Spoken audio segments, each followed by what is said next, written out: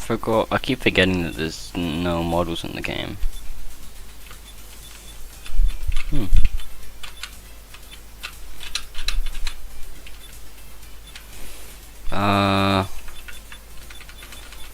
Ambient lighting. Yo, what? I didn't know that was in the game. Shaders on. Lack of perspective. Field of view. Bro, what? I didn't realize you could set field of view. I want to see how high I can go.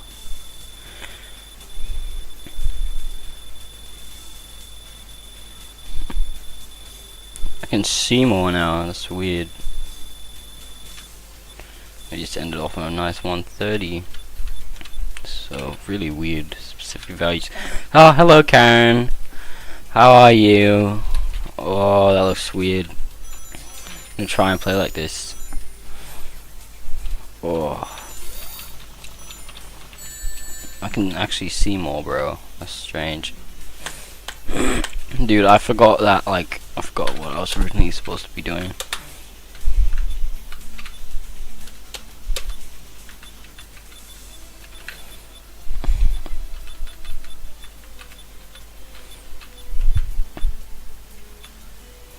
Oh no, bro. Bilinear actually sucks.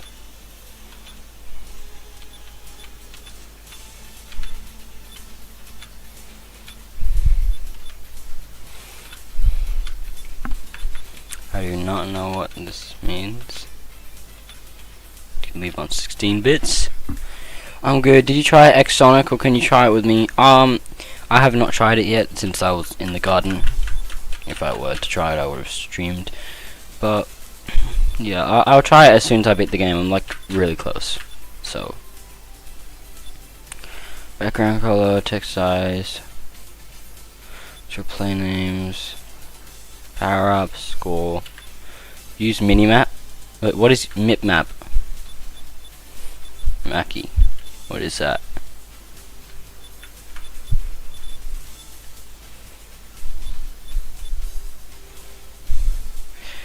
What is a mipmap?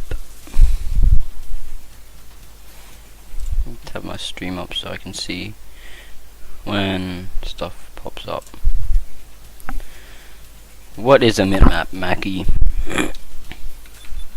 Or where do you find it at least?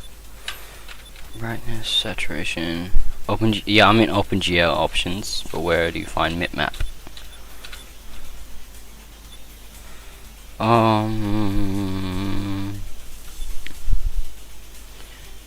No, I think the easiest character to beat is Fang, because you can do the boss fights just with a gun, and you don't even need to like get near the boss. I haven't beaten as Fang yet, but like, yeah.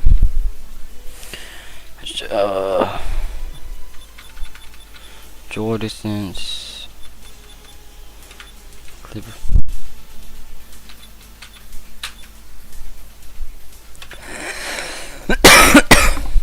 Mackie, can you just tell me where in OpenGL options?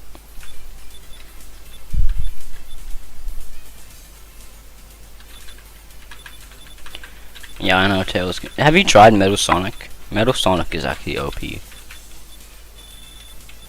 What the flip? Saturation? Oh, you can play in black and white. That's crazy. Black and white. Advanced settings. Oh my god, you can change like everything. 8.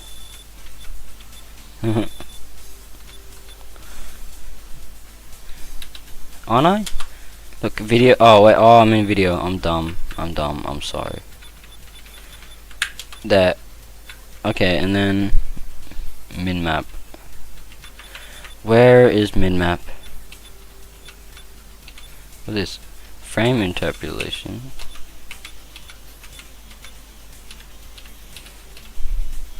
What the flip? That makes it laggy.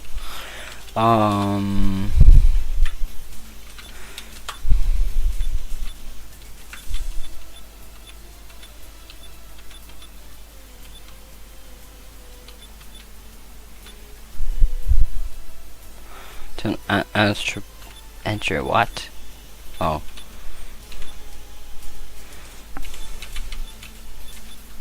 Anti-tropic.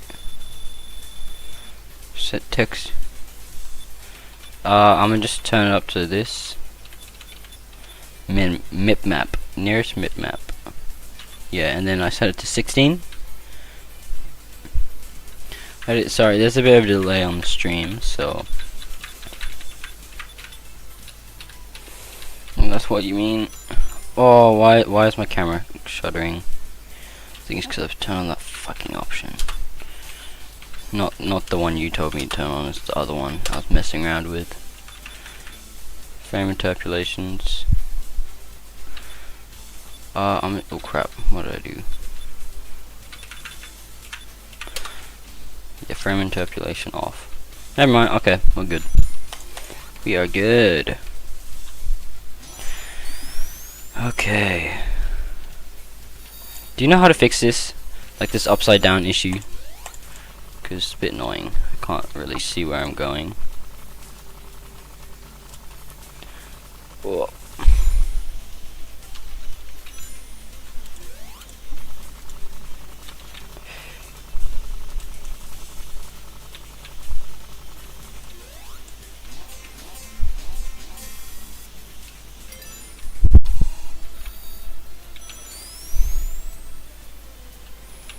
Oh, bro, I love this section. Yoink.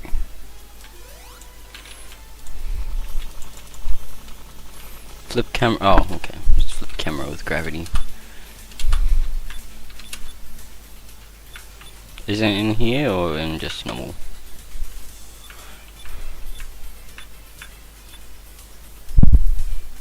Oh, camera settings. Then here. Camera options. Flip camera with gravity. Yes. Okay. There we go. Thank you. I actually kind of prefer this like wide view of Sonic or Tails or whatever. Just FOV. I don't know, it just seems different and like different in the games that I played so much. So, yeah. I think I need to up my bitrate. I can see it's like my bitrate is like crumbling on my stream. Bro, I'm so dumb. I am so dumb. What the flip? Okay. I have like the stuttering problem now. Well, let me go back in the stream to when I was messing around with stuff, and then I went to.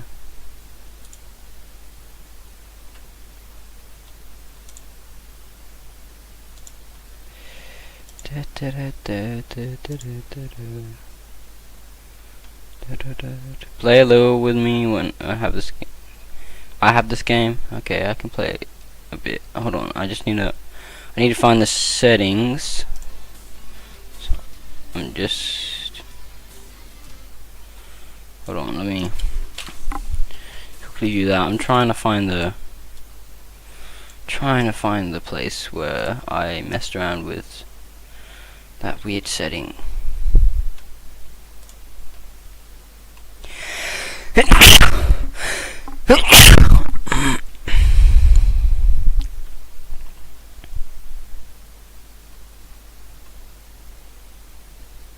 No, back here.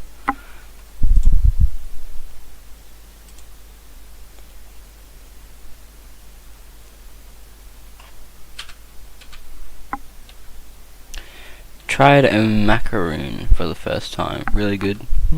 Okay. I'm not sure you butchered that. Okay, it's on sometimes, I think. Okay, I think I got it now.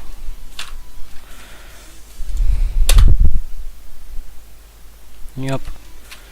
Okay, we are back in. Now let's go to here.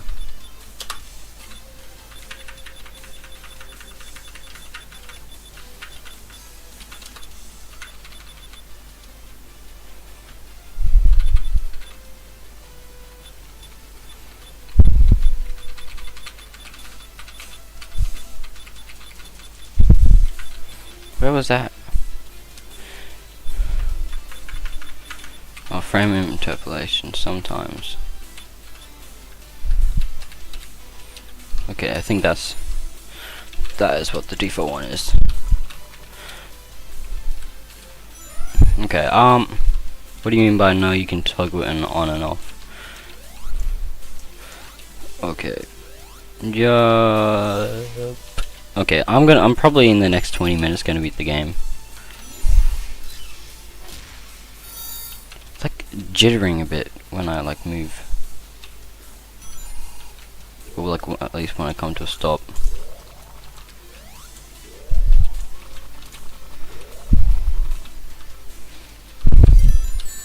Probably shouldn't be messing around with settings, especially when I don't know what they do.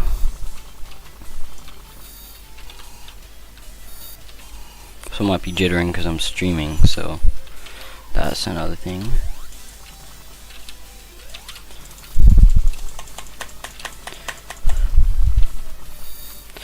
Ooh. Bro, it always like, what's it called? This little enemy here is my profile picture on Discord, and it always gives me like, what's it called? PTSD when I see it, because I just think of Discord.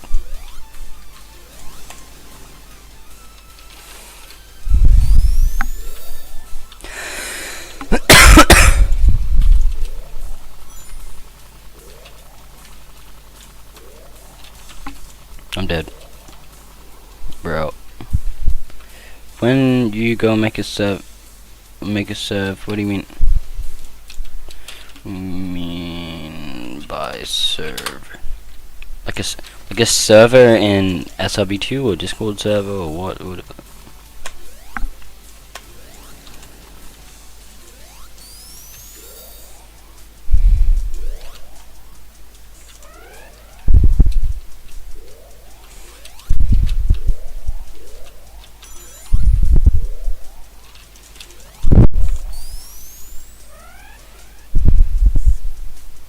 Okay, where are we?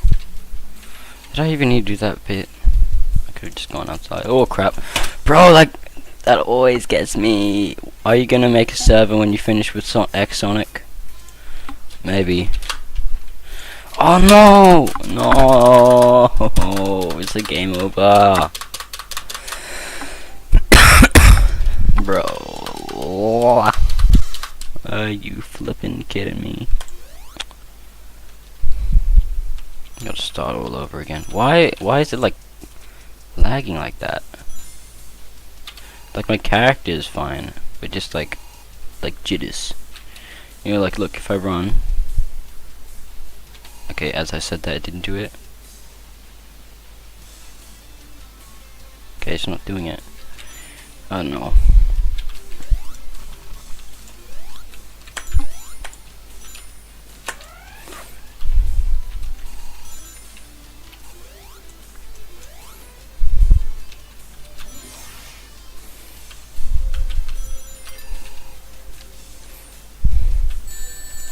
No, straight back into the void. TK, how to pull forward? Can wait? Yeah, Mackie, can you set up the server? Maybe. It's because I do want to play on a server. I think it would be pretty fun if I played it with like people who are watching the stream. Oh, that was close. Where am I? I had a brain aneurysm trying to type.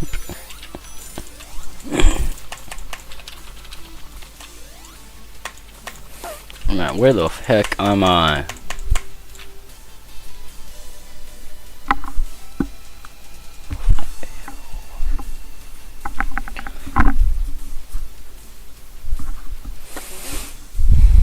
I don't know how to port forward. I don't know how to do anything with a server on SRB2.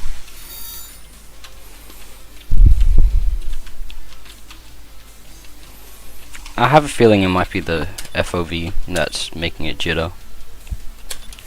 So I'm just gonna go back and change it to a different one.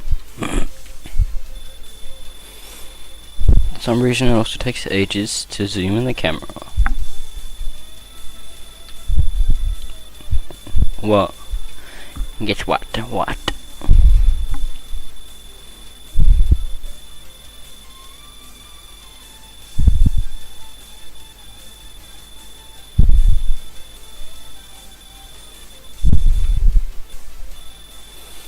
Oh crap.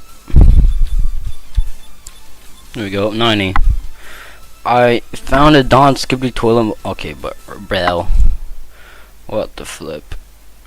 No way Skibbly toilet mod exists for SRB2. You can type FOV value. Oh, okay. I can just. Thank you for telling me that.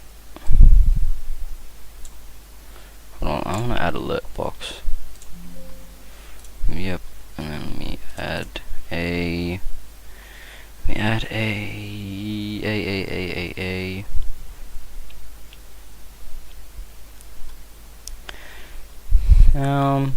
Where is it?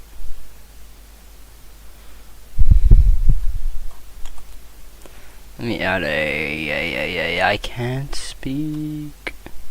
Where is it? I want to add a like little notification.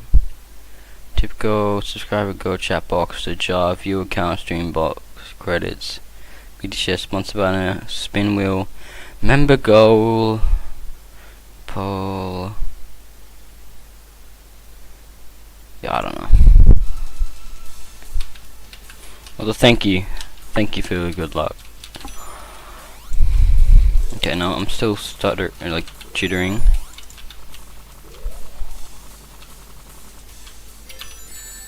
Bro. Dude! I'm actually lagging, what the flip? Like, you can see at the bottom of my screen, like...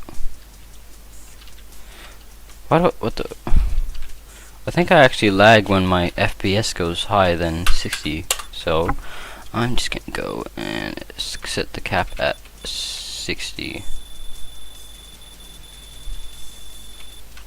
Probably could have done it faster. Yeah, I'm just gonna set it at like 59. Hopefully that fixes it.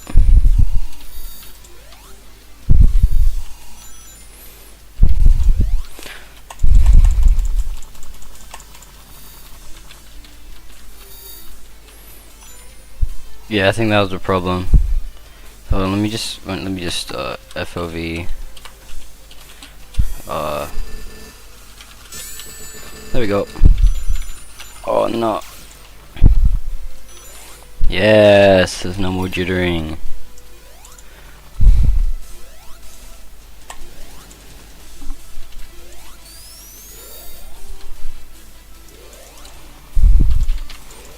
Crap.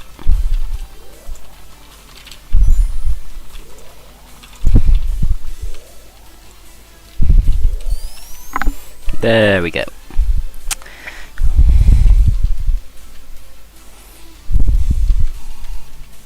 We are not gonna die at this part, because that would be stupid.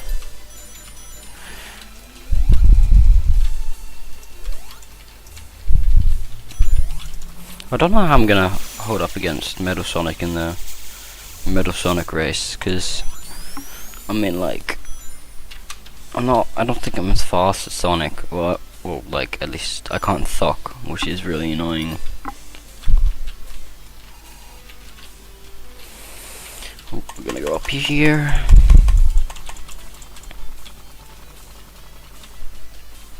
Don't security toilet mode. That's just.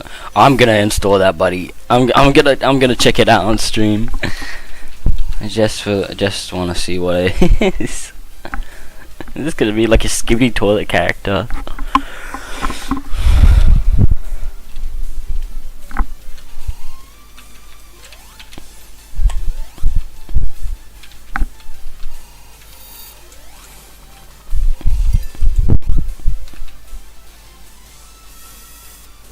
Bro, I did not time that well.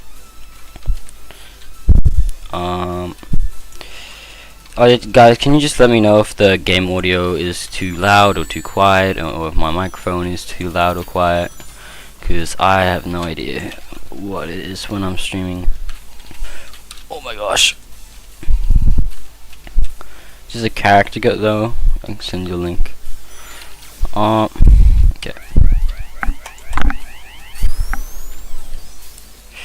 If you want, I can make you a, just for quickly, I can make you a chat moderator, so you can send links in here. Just don't send anything bad, and I can probably just remove it. Block change chat modes and live standard mode.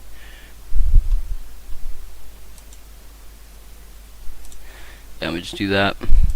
Okay, I think you're a standard moderator now, so just try sending a link.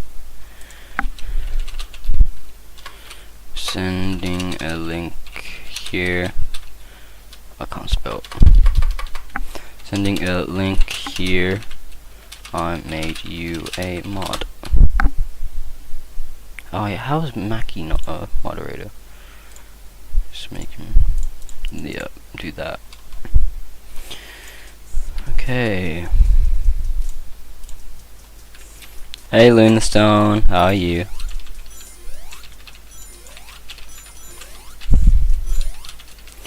Oh. Talking about Skibidi toilet, you know, as people do.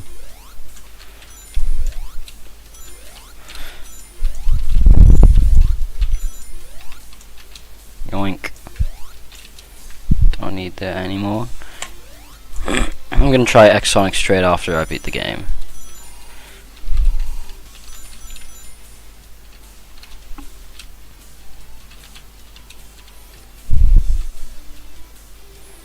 Ugh. Boom. I'm good. What about you? Yeah, I'm pretty good.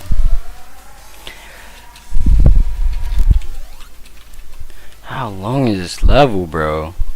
Okay, never mind. Bro, I'm literally at the end.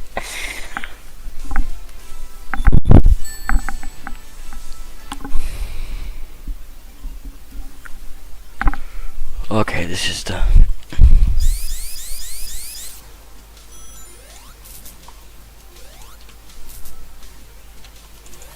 It actually might be really easy since I can just fly over stuff. Yo, yeah. You can actually post links. Okay, well, I'll make sure to actually use it. Okay, I thought it would be hard with Tails, but as I can see, it's gonna be a million times easier. Oh crap, actually, I can't do stuff like that. No, bro. Okay, just damage boost your way.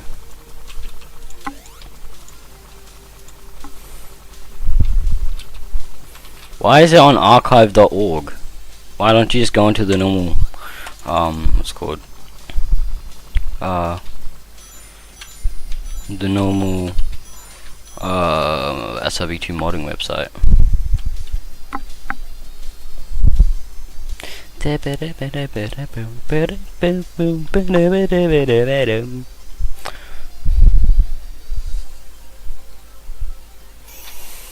Yeah, let's go.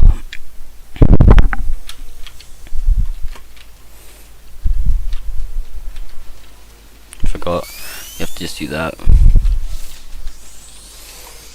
This boss fight actually kind of sucks. I don't like this boss fight since he just zooms around and shit, and you can just get hit by the edge of the barrier really easily. Oh, it isn't on SRB2.org.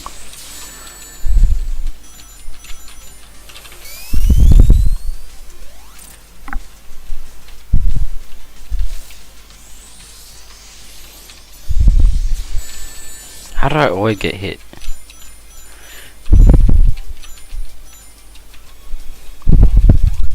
Skibidi toilet is hilarious. Yeah. Okay, I'm just gonna.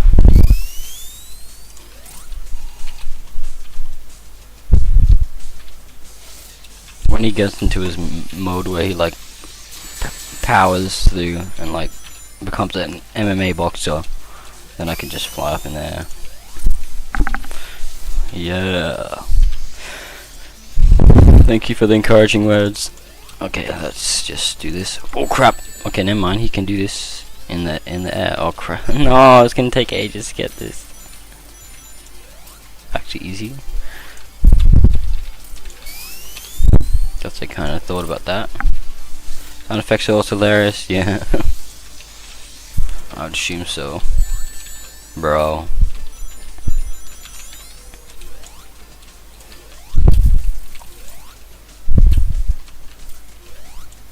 Let me hit you. Bro.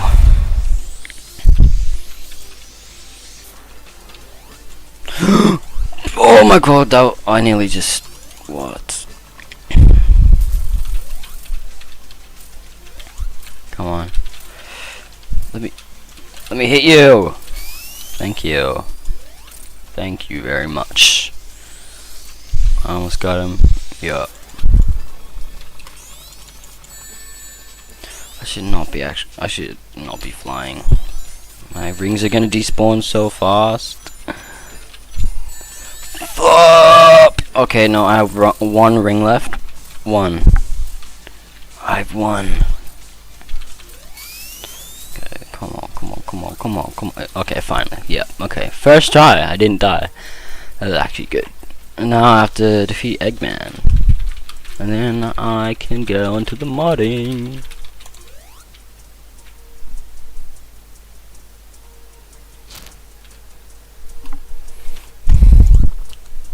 Let's go. Oh, alright, yeah. Yeah, let's go. I didn't get a single Chaos Emerald, which is annoying, but it's fine.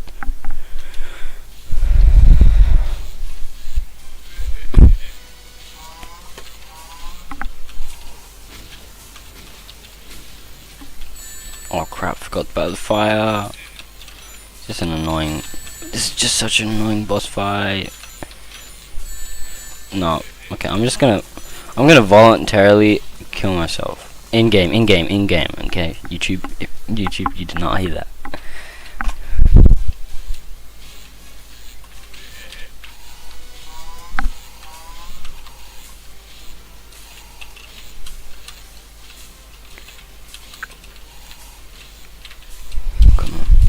Get into here. Okay, that was kind of my fault. My bad. Just get in, bro. Have your little scrub-a-dubba bath.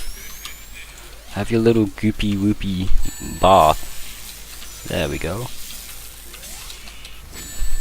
Oh my god. Stop, please. I have one ring. Bro. Keep getting hit by the fire. Okay, this is just annoying. And now he's gone electrified. Not put me in there, I cook. Come on.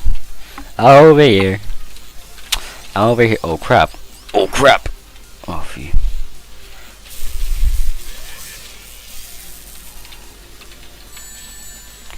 I need to stop.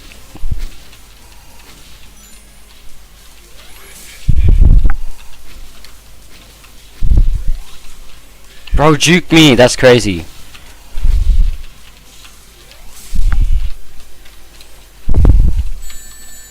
Crap.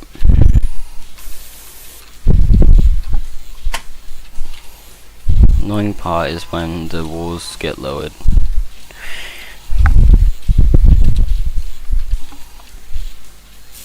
Get in.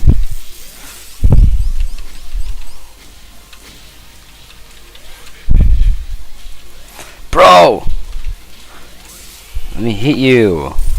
Yeah, this is the annoying part when the walls get taken down, because he's gonna continue to try and launch me off.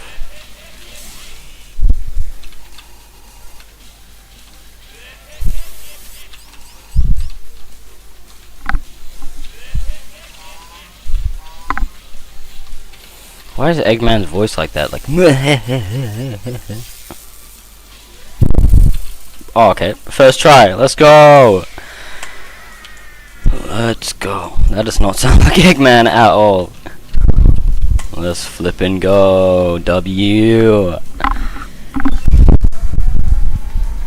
W's in the chat.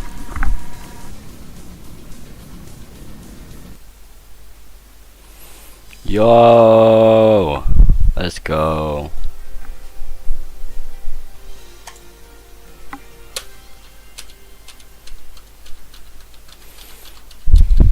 Let's flip and go. I don't want to. Alright. Oh, dang it. I have to look at the credits. This is the first time on this account. Okay, well, let's just enjoy the credits. I'm just going to quickly change the title to SRB2 mods. So let's just do, playing your SRB2 mods.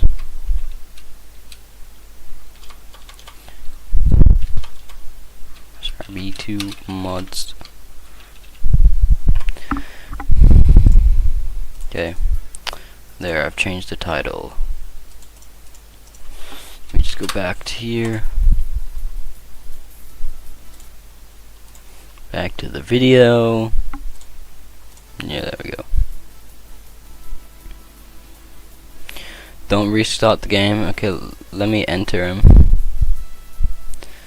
I can just scroll up and chat. Let me. Okay, so we're gonna just quickly. Can I on full screen Sonic? Bro. I'm trying to. How, bro? How do I do this? Is there any way to skip the credits?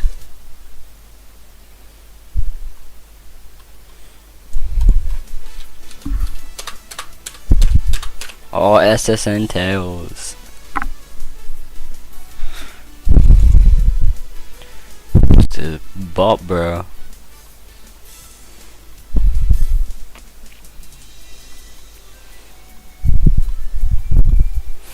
Da, da, da, da, da, da, da, da, da.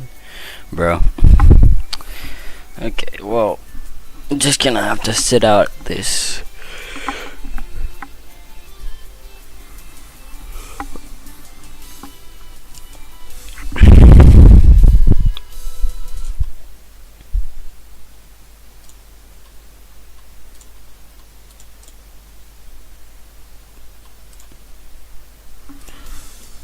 Da, da, da, da, da, da.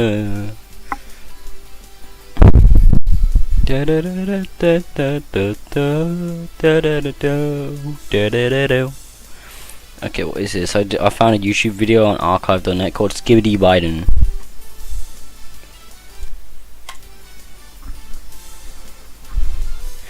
Da, da, da, da.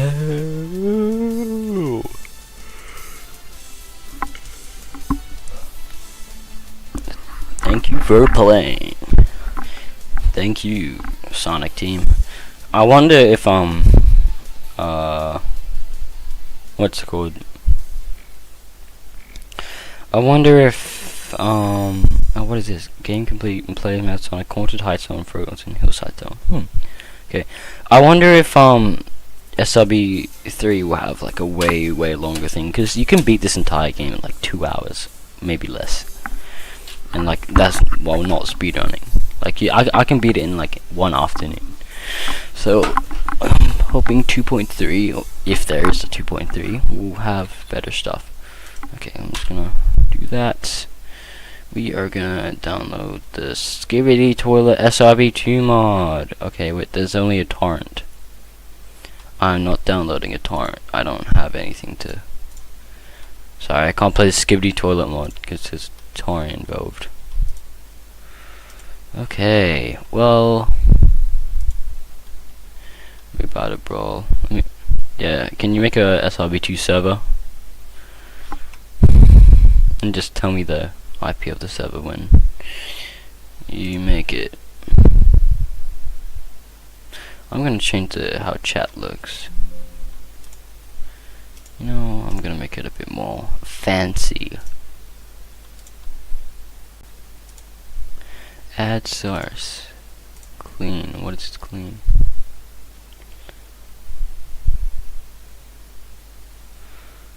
How do I...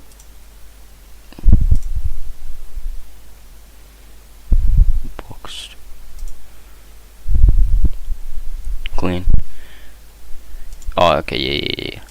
This is way better. Because it says I had a smooth animation. I do not know how to put... Oh wait. How old is this chat message? Let me just try typing, see if anything works. Like the thingy-majig test. Yup. And yep, okay, never mind, it works. That looks way smoother now. Is SRB2... Wait, hold on. It's SRB2 live. Okay. Let me go to... Yeah, let's go to start game. Wait, not start. Multiplayer. Specific browser.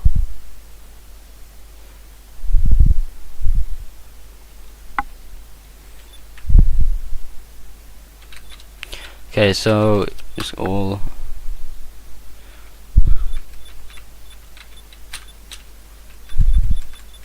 Is it a public server?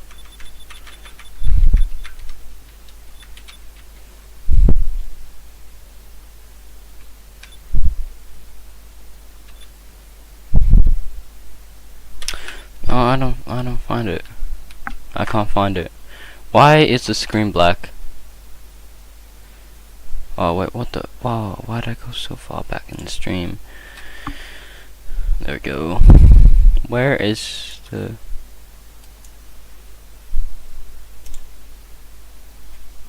Okay, hold on. Multiplayer, server browser, sort by all and ping, SRB2 co-op,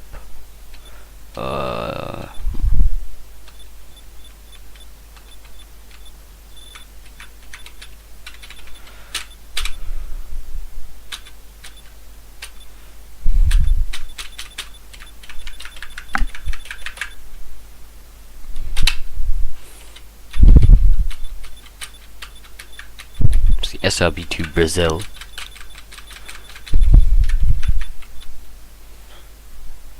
Okay, so I'm just gonna sort by least plays, so that probably gonna have them least players.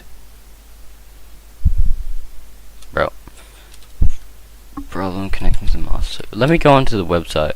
I feel like the website would have it. SRB2 servers. This, oh crap. Let's just do this. Server browser. Okay. Cypher's Pit. There, SRB2. SRB2. There's only SRB2 GM co-op history tool in Brazil. I do not see SRB2 live.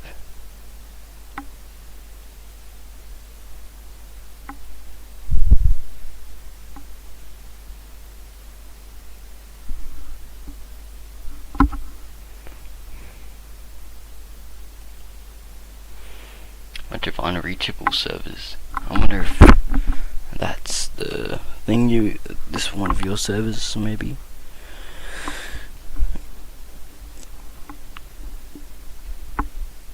Is it possible we could just pop the IP in chat?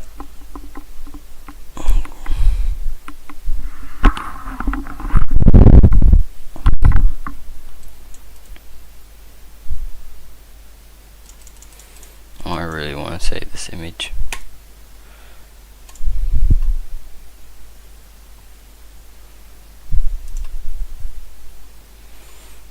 Yeah. That's all there is. Just okay. Let me find the SRB2 server browser. Oh yeah, while I'm at it, I've downloaded it as Sonic X. So let me quickly just put that in the SRB2 folder. I don't know actually what that is. Add-ons.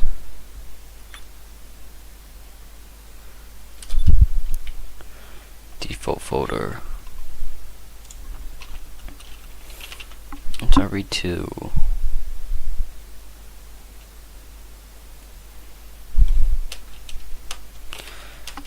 Percentage app data percentage. Oh. Boom. Where is Sonic?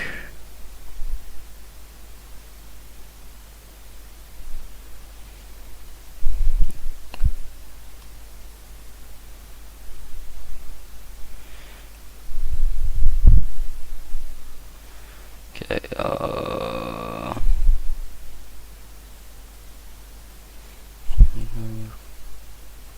where is Sonic? Where the flip is Sonic? Default folder. Default folder. Where is it?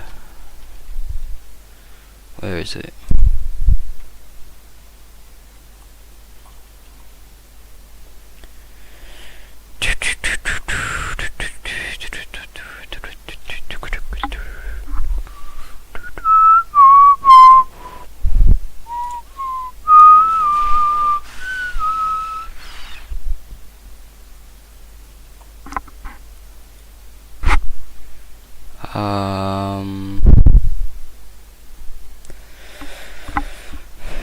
had to re-download the game for some 3D models. Okay.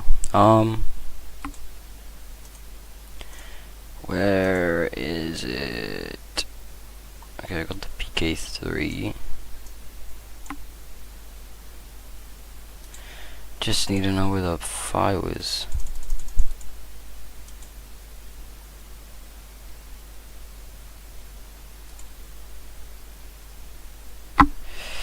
Slash add-ons. This? Nope.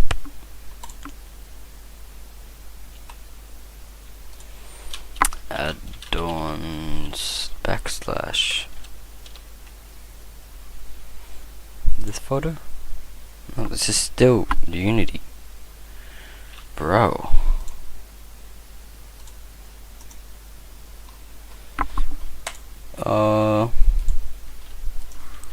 Where to find the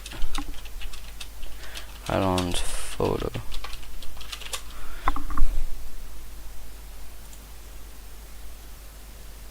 Oh, okay, why is it in there? Why is it in there? Is it in here? Just search this up. Oh wait, hold on, let me just open file location.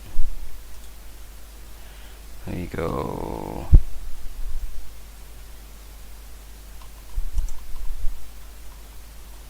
Here it is. Yeah. Why is it in this photo? We're gonna go to add-ons and then drag it here, and now we can actually get into playing what's called? While we are waiting for Karen to set up a server.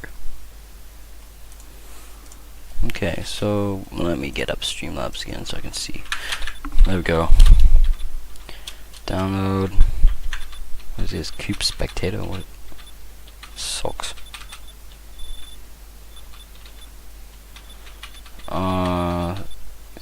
X Sonic. Sonic Kaizo.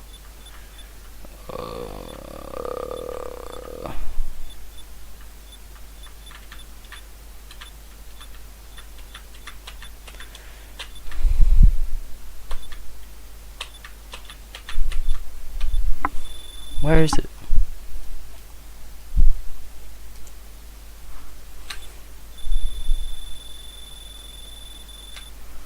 SRB2 where? Where is the mod I just put in?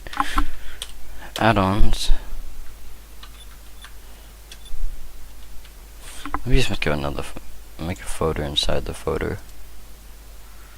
New folder X Sonic. Put the PK3 inside of there. Now let me check. There it is. Okay. Crap. Didn't mean to go. Didn't mean to use that character. Here we go, X Sonic. Yo, what? Oh crap. Oh, it actually locks onto the characters. What the heck? What? Why can you do that? Like, you can just a straight line and I can just what? That's crazy. What are my special buttons? Play one controllers. Gamepad options. No, it was a control configuration, custom action.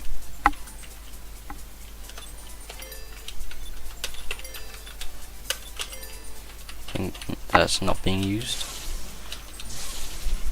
What the flip? What is this?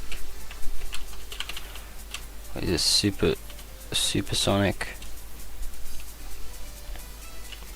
menu.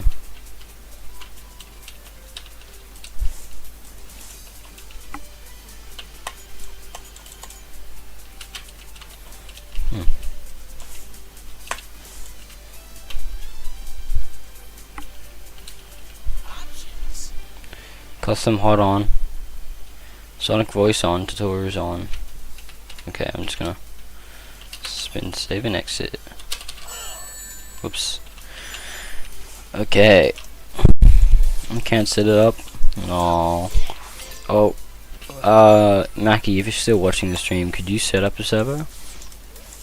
I feel like it'll be fun.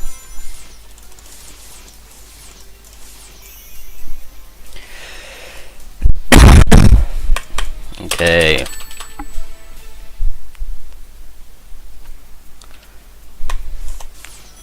This guy's actually fun.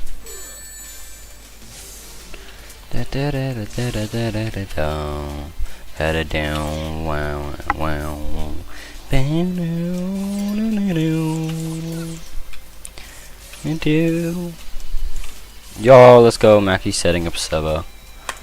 I want to have like there was like this. Can you just make the default map, Mackie, like the what's it called, that arcade bowling thing? You know. I feel like that would just be good to start off with, and then maybe have like a other like joint playable map after. Crap. It's trying to run on water. Oh, I'm gonna run out of air.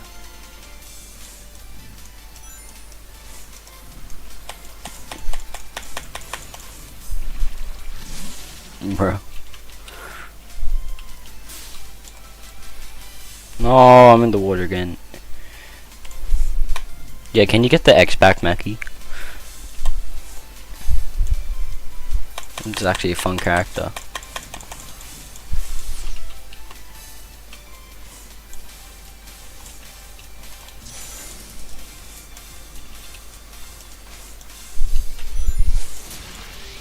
What the flip? You can run up walls.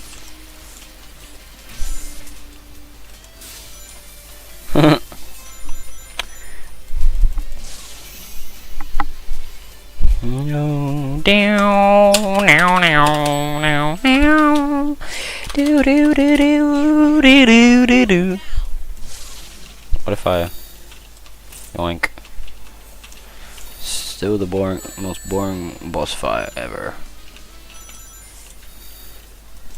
Just want to try. Oh, whoops. I actually want to see if I can try and... I keep missing. Bro.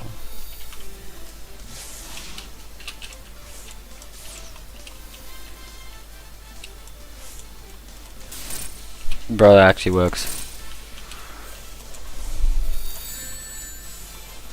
Hold on. What are my greatest enemy?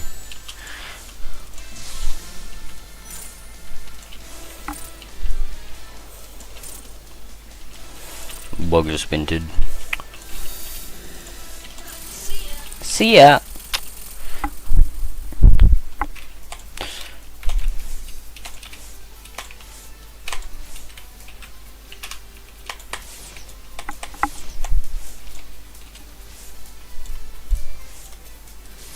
Oh well, I already defeated him, so I can't do that. Bro, this is so overpowered. Well, I guess maybe not, since you can't really turn the character. You get like a split second.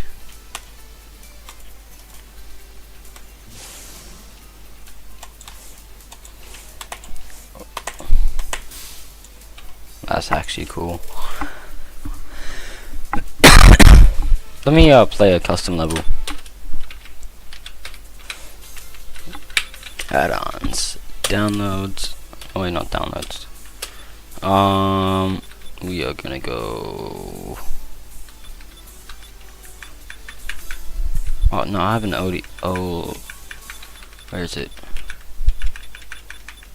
OLDC pack somewhere. Oh wait, was I in downloads before? Oh, I was. That's why I didn't see it. Bit stupid. But let's just turn this on.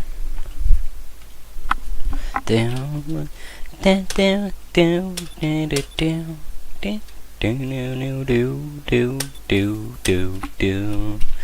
Dude, I remember playing these all the time with like my friends and stuff.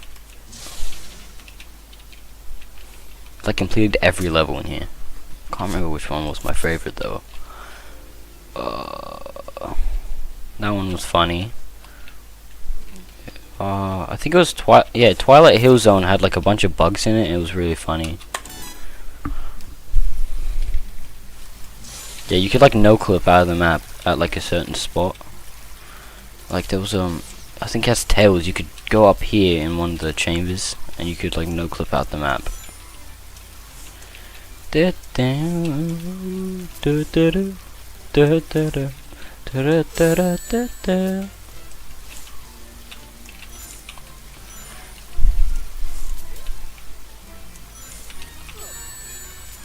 Bro.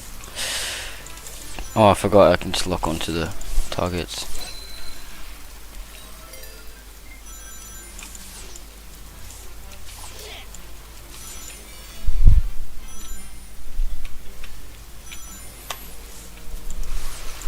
No, I hate water. Sometimes bro's like a cat.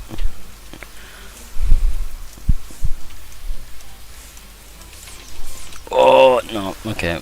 I did the same thing. Oh, we are like 1 minute away from hitting the 1 hour mark.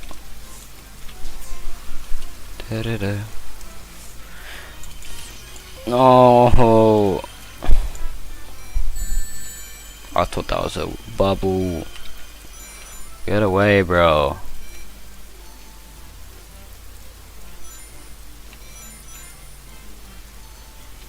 Da da da da da da da da da da.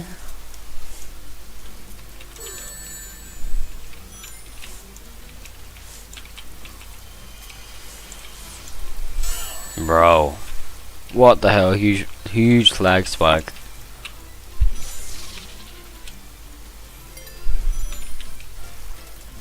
I think he's actually here.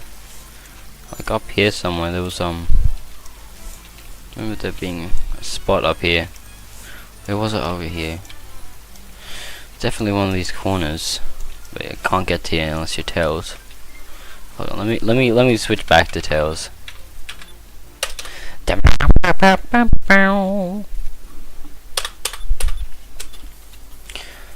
Did you see that yellow thing run up to it? What do you mean?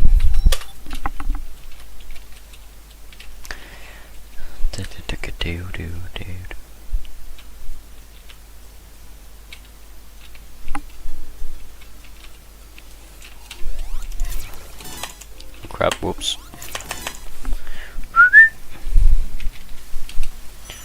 Try on everything. It's one of these corners.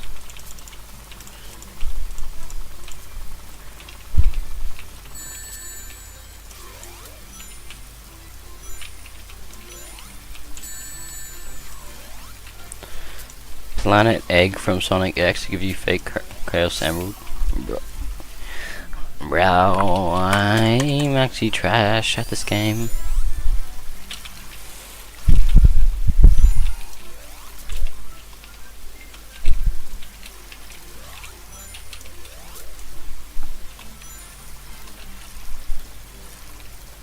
Oh, right, I forgot. Oh, look, Birdie's following me. What's up, bro? I know what a Chaos Emerald is, but what do you mean by... Okay.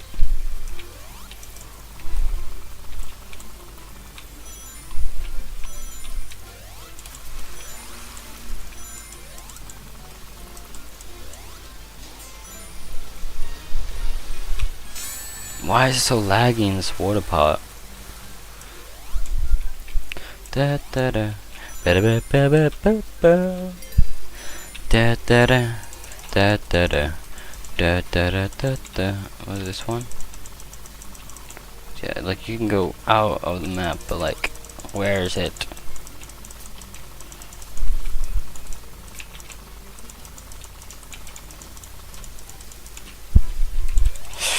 Where is it? Da da da do do do do do do do do. If you do enough okay, so hold on, let me... How much... The other thing, run up to it, it's a Planet Egg for Sonic X, give you fake Chaos Emerald. There's enough to go dark if you happen to combo. If you do enough to if you do enough combo to enemies, something happens. Okay. Not working? Okay, well that's a bit sad. But it's fine, I guess. Can you guys send small mods through? Because I want to do a bunch.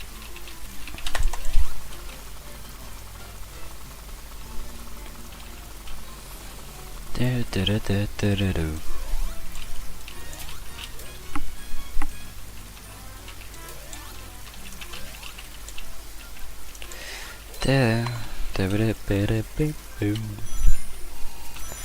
Was this one? I think it was.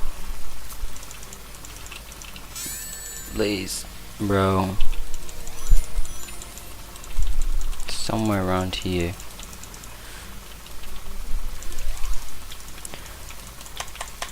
Try SRB2 live again. Okay. Hold on, let me just quickly... I need to restart my game to do that. No.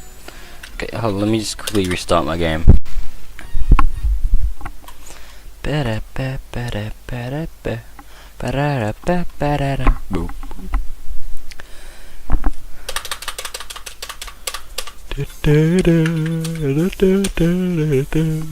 Oh yeah, I forgot, we could just probably join a room that's already on if the servers don't work. Brazil game type.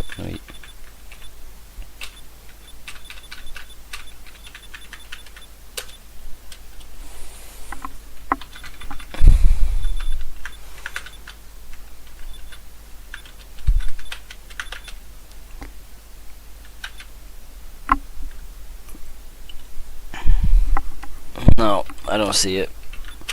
Sorry. But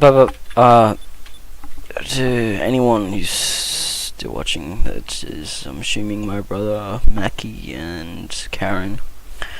Do you want to join a server? Just go to like least players and then go to like let's do this one, OLDC 2024, because I actually haven't played that one, so let's play that one. And let me put like a thing. I tried page 2, I tried all the pages. Let me get text up.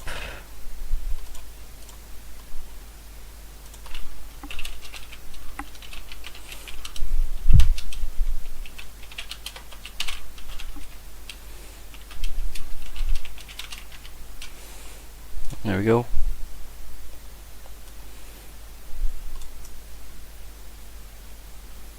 Put it on top of chat.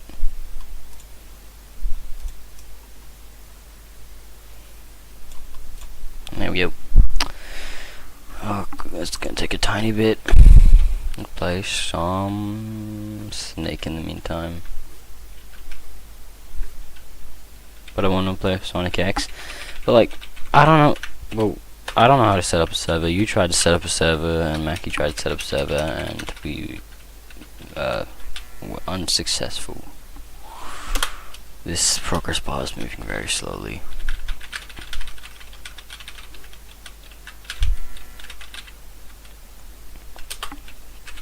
Find it kind of nice how the developers decide to add like little things like this into the game to play while you're waiting.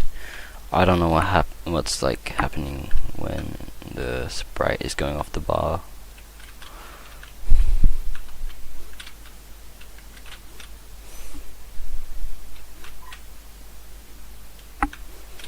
Mackie, can you join in the DC 2024 round 1 map?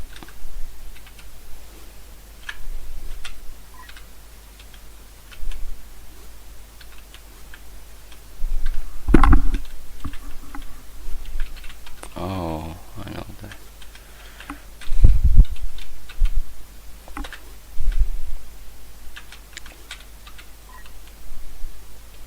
What does that cut thing mean? Oh, what? I didn't know that. Okay, now I can get a higher score.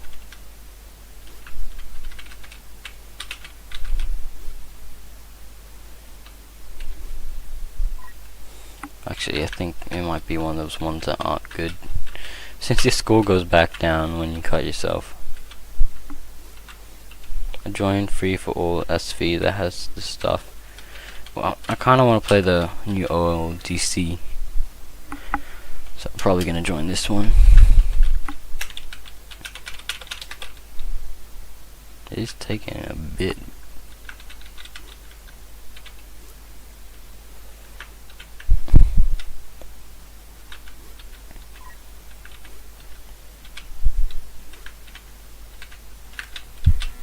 Bro, not very entertaining. So let me sources.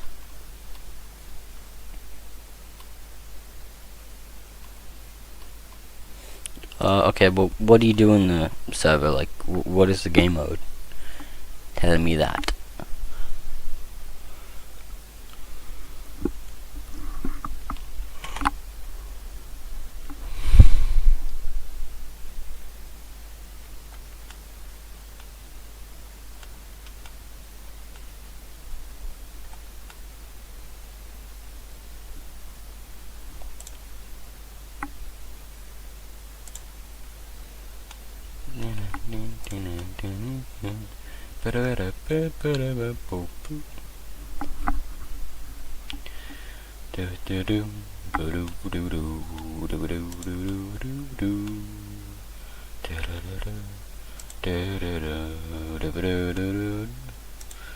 No, but like, I mean, what do you do in the server?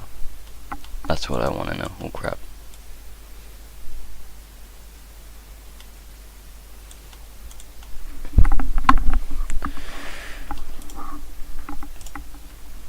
Come on. Ooh, background change. Oh, Why is it taking so long to download this? Why is it only 200 kilobytes per second? Could the person's server or? Okay, I'm gonna join his thingy. So browser, we are gonna join free4 SV.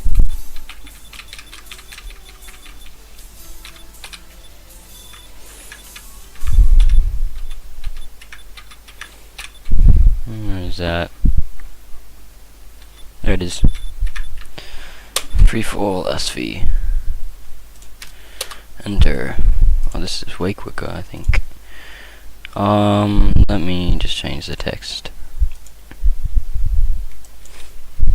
Join server. What was it? Free4 SV. There we go.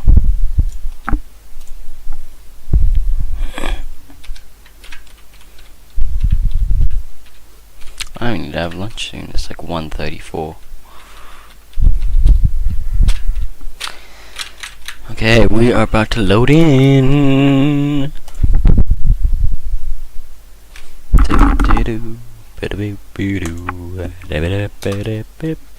Oh, never mind. Okay, another thing. I don't know how long this is gonna take.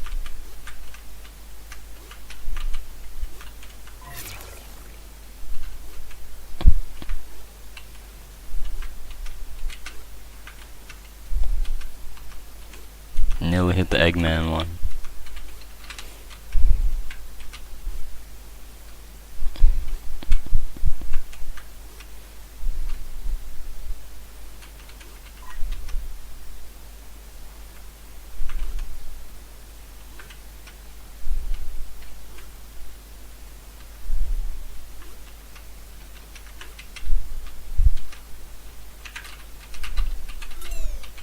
Oh, I didn't even mean to.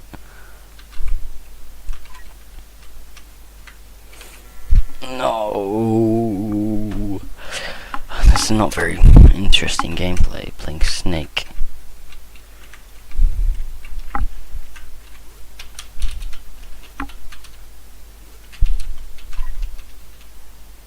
I'm really slow.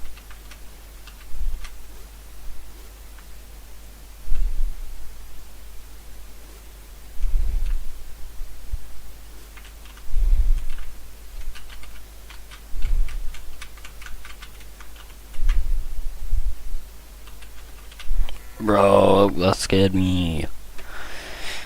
This actually can take ages. I'm gonna. No, bro. I can't get. Okay, I'm just gonna do this, and then pull it off to the side. What the flip? Why did it like cram in like that? Why is it like that? What? Why is it that small? That's kind of weird.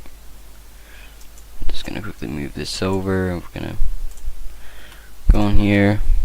Oh no, I'm still gonna be joining. It's just, I'm windowing it. I put it over there and it like does that. What? Why? I'm trying to play another game while I'm downloading the stuff.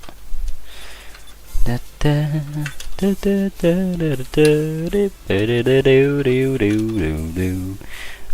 think it might be because my other monitor has a different resolution and it's freaking out.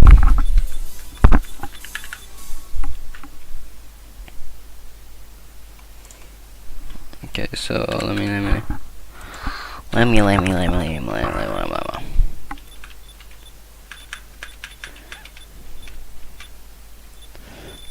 what is the most players on right now? 13 players on one server.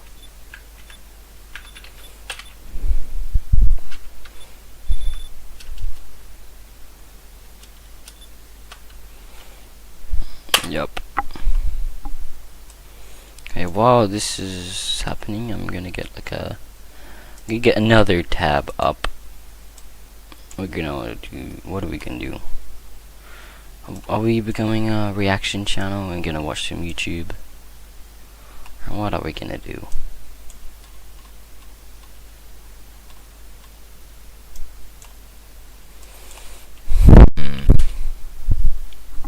Go to YouTube.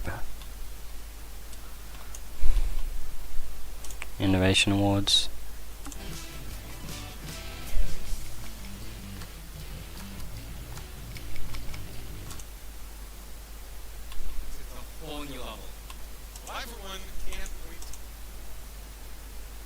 Mais conteúdo de qualidade envolvendo Roblox e esportes. Agradeço a Roblox por Watching YouTube while watching YouTube. Real.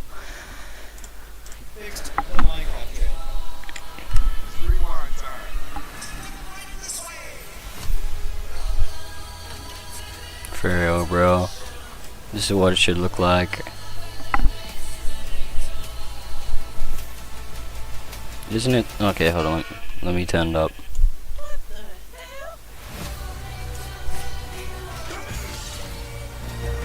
Anything you can dream about here, you can make. Take you away. Who are you? I am Steve. Okay. This guy is such a tool bag. Bro. What is this? Hi everyone, let me get right to the point. As I'm recording this today, it is 20 December 2023. And I'm recording this and giving Brad instructions to publish it upon my death. So if you're watching me, I'm dead. Now, a few months ago, I sat right here on this log and told you I'd been diagnosed with pancreatic cancer, and I told... I don't want to watch something that sad. What is this? Super Mario 64 is an iconic game, and for good reason.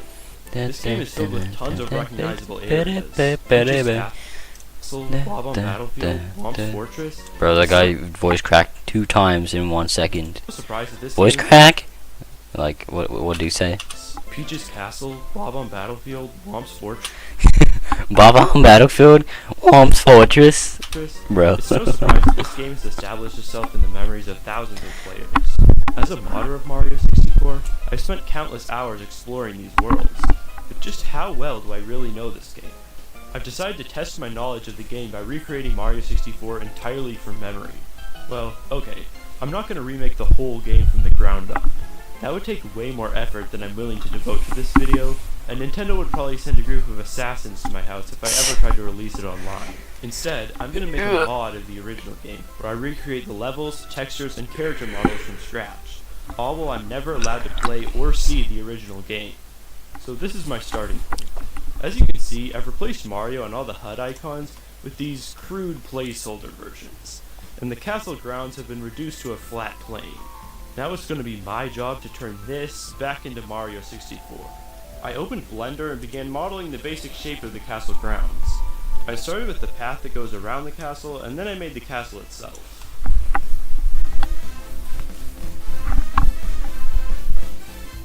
I exported the level to the game, and yeah, I think the scale might be a bit off here. The castle is absolutely huge compared to Mario. After playing with the scale for a while, I finally got something that seemed pretty close to the original. My next step was modeling the bridge leading up to the entrance, as well as adding more of the grass around the castle. I also added some placeholder colors to make the level a bit nicer to look at before I add actual textures. This is already looking a lot better than before, and you can actually tell it's supposed to be the castle grounds now. I got to work on modeling most of the remaining features in the level, like the moat, the roof, and the pond. Now that most of the level geometry is finished, I can start working on adding textures. The first texture I made was the grass texture, and the process for this was pretty simple. I basically just scribbled random lines in various shades of green until I got something that resembled grass. Since the texture size in this game is so small, this actually worked pretty well, and I ended up with a decent looking grass texture. And you'll see that I continue using this technique for most of the textures I make in this video. After using a nearly identical process to create the path texture, I added them both to the level, and I think it looks pretty good. The next few textures were a bit more involved because they're more complicated than the grass texture, but I was still able to create the stone brick and cobblestone textures with relative ease. The texture for the grassy hills was interesting because it doesn't actually loop vertically. It's just Nah, bro, this guy is geometry in goated, a but way you'll he's never also see the in scenery CEO of texture. Voice Cracks at the I same also time. finished textures for True. the bridge, the roof, and the moat. With all these textures finished, this level is finally starting to come together. But our, Mario is looking a bit out of place here, so it's time to make him a real model. I started with Mario's head as it's the most important part of the model. This is easily the most complicated model I've worked on so far. Luckily, there's a few things that made this easier for me. First of all, Blender's mirror modifier made it so I only had to model one side of Mario's head, which made the process way simpler. Second of all, I've already worked with Mario's model several times in the past, so I had a pretty good idea of how the geometry is structured. In the end, I got a nice looking head model for Mario. Of course, it still needs textures, so I immediately got to work on making textures for Mario's eyes, mustache, sideburns, and cap emblem. After applying the textures to the Nah, model, for real, bro, that looks better than the actual, surprisingly good. like, Seriously, I think this might actually look better than the original. yeah, model. that's what I'm saying. The rest of Mario's body was much easier to create, considering it's basically just a bunch of segmented spheres. Of course, I did have to make the texture for the buttons on Mario's overalls. And with that, our Mario model is pretty much done. Testing it in-game, it looks good.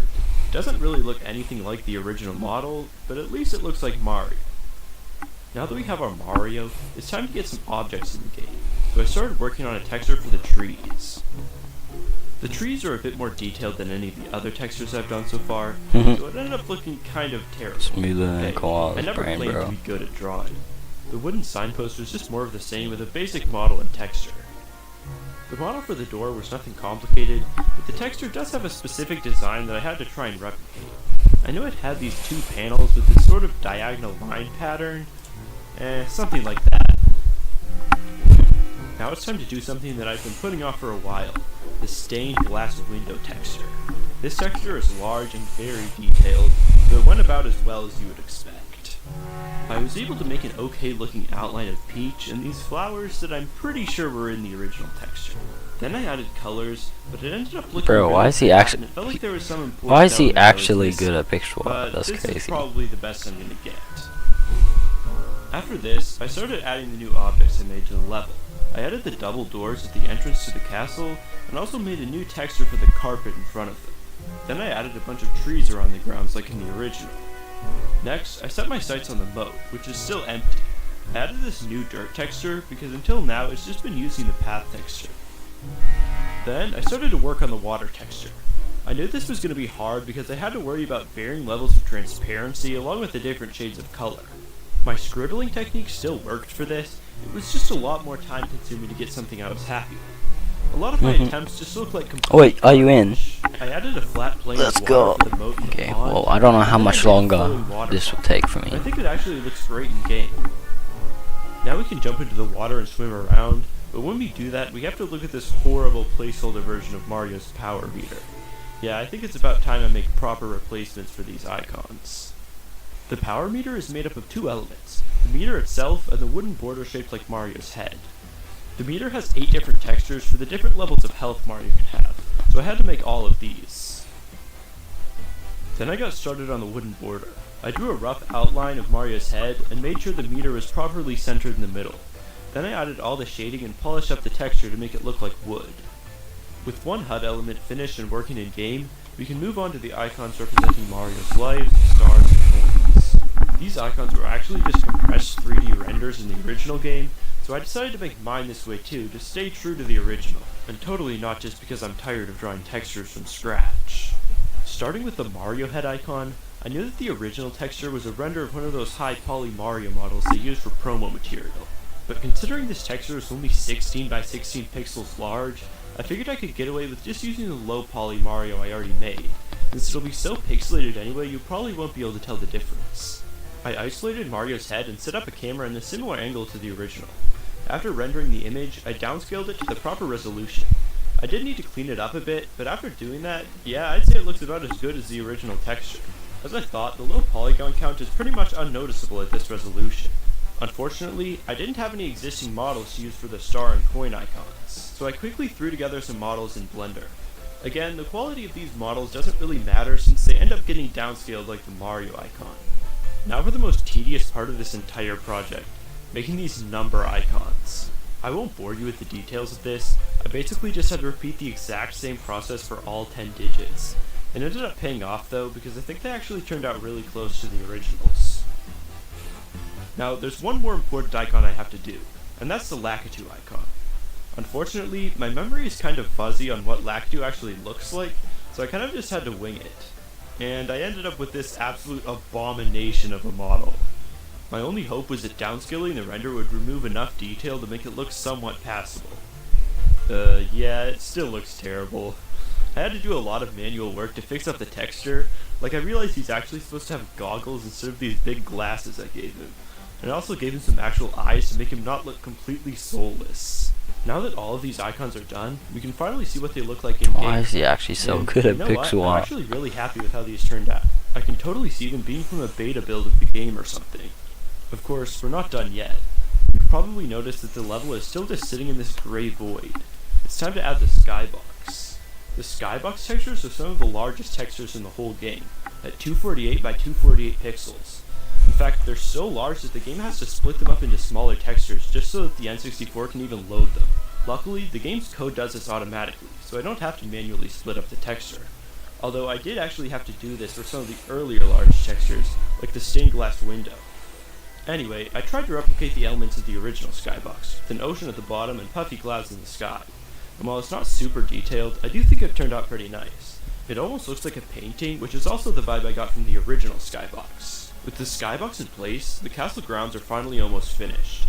The only thing I had left to do was go back and add in all the little details that I hadn't done yet. I modeled the doorway to the basement and the vanish cap entrance in the moat, and also added the cannon hole next to the pond. Then I added some windows to the castle, as well as the fences along the edge of the moat. Finally, I made a model for these butterflies and placed them around the map. And with that, the castle grounds are finally finished. Now it's time to see just how accurate this recreation is by comparing it to the original game. This is going to be the first time I've seen how the original game looks since I started this project. And... whoa. Okay, so I immediately saw some major differences between the original and my version. I think the most obvious difference is that the textures in the original game are just a lot brighter than mine, while my textures are darker and more saturated overall. I guess it might have been a bad idea to draw all of my textures on a dark background, but I'm sure if I had used light mode, then the comments would be full of people complaining that I blinded them or something. Also, it seems like I still didn't get the scale of the map quite right. My version of the castle is much bigger than the original, so Mario feels pretty small on my level compared to the original castle grounds. I'm almost in, and it seems like I actually play. got the general layout pretty close. Unfortunately, I did forget a lot of small details like the flags on top of the castle. As for the textures, most of mine turned out looking a lot worse, but I think at least some of them hold up to the originals. Although I definitely wouldn't say any of them are actually better. Out of all the textures I made, I definitely think the HUD icons turned out the best. I'm especially proud of how close the orange number icons look to the originals. I do think it's kind of funny how I ended up making both the Mario icon and the stained glass window facing the wrong direction. It just made sense to me because you usually face towards the right in Mario games. As for Mario himself, I really do think his face in my model actually looks a lot better than the original, although the rest of his body seems about the same if not slightly worse than the original model. Overall, I think this ended up being a solid start for remaking Mario 64. My memory held up pretty well for the starting area, but I'm interested to see what mistakes I might make once I try remaking some of the actual stages in the game, like Bob on Battlefield. If you're interested in seeing this project continue, then definitely leave a like on this video and subscribe to my channel to see more. Token becomes a reaction YouTuber for GTA 6. True.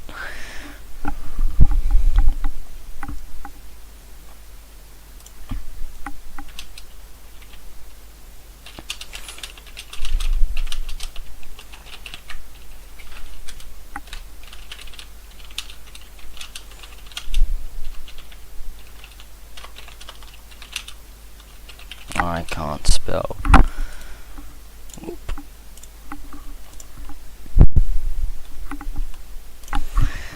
I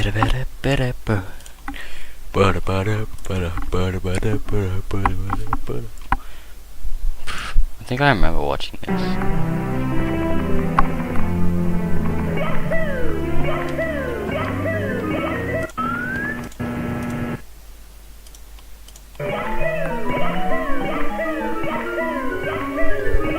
Bro, I got nothing more.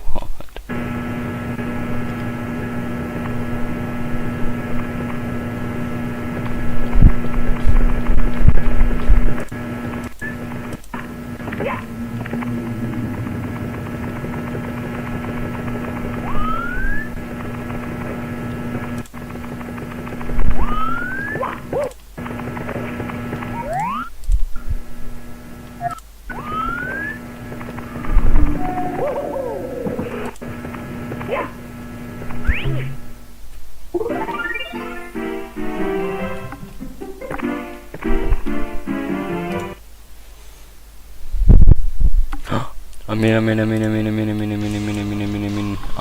in. Oh, let's go! What the flip is happening with my character? Disappearing. What is happening? Like some parts where I can't see my character.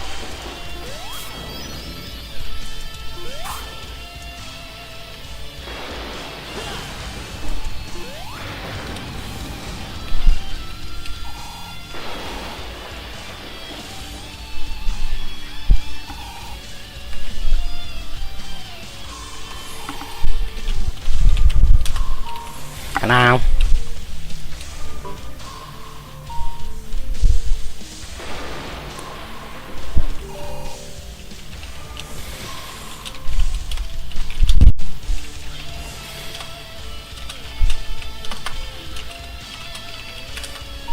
My friend Karen, are you in here? Just tell me.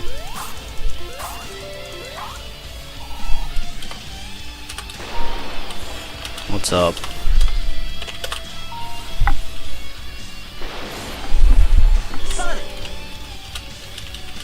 Need to speak on the live stream or in chat.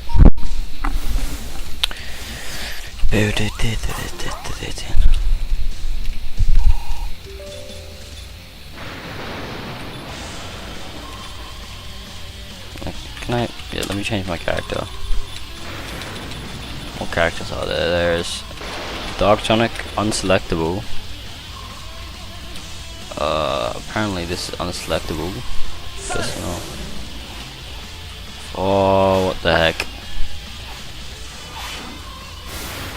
Still a weird and laggy level. Keep it. What? It's like bars and crap. I keep disappearing in. It's a big level. What the heck? Okay, I think this is a glitched level.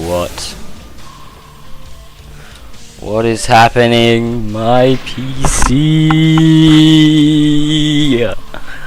bro. What? Oh, I can't see anything.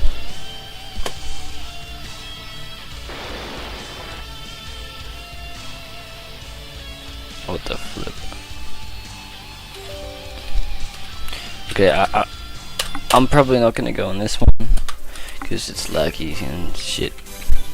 I'ma go on the OLDC map because I want to play the OLDC map, and that was really weird. So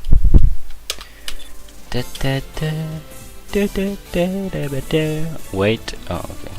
Well, I can't wait anymore.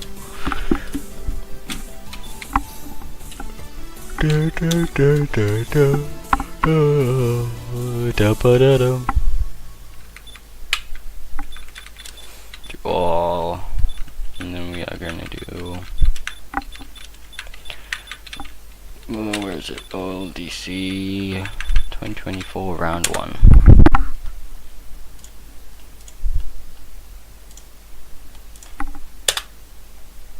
Oh crap! Wait, no, I need it.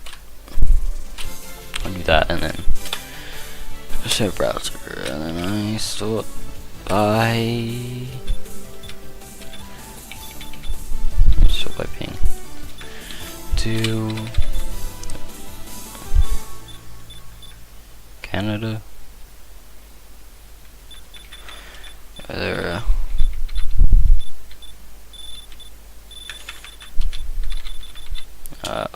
OLDC round 1. We are gonna change it to 2 o'clock. I haven't had lunch. Join server OLDC 124.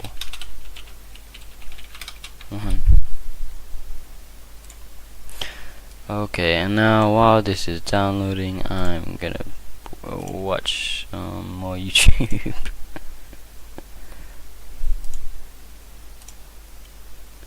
Wrong one.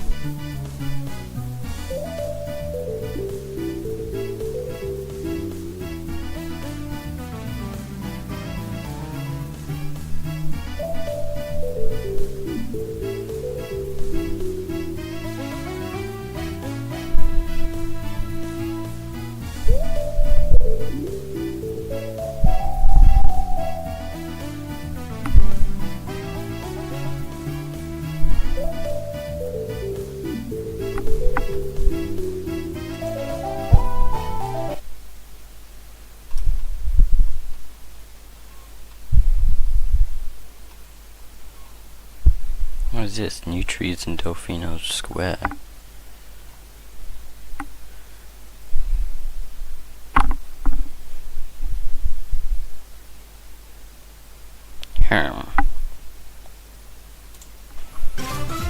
What is this?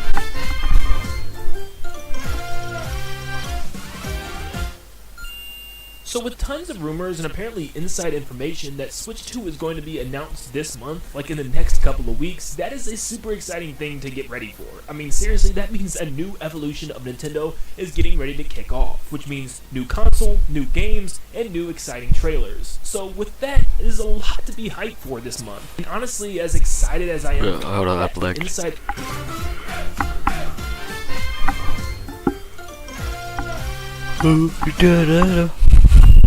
So with tons of rumors and apparently inside information that Switch 2 is going to be announced this month, like in the next couple of weeks, that is a super exciting thing to get ready for. I mean, seriously, that means a new evolution of Nintendo is getting ready to kick off, which means new console. Okay, I am gonna have a lunch, but I'm gonna leave another video on, so that while you guys are waiting, you can look at some entire history of video games. While I'm eating, I'm gonna be playing this in the background. Hardware.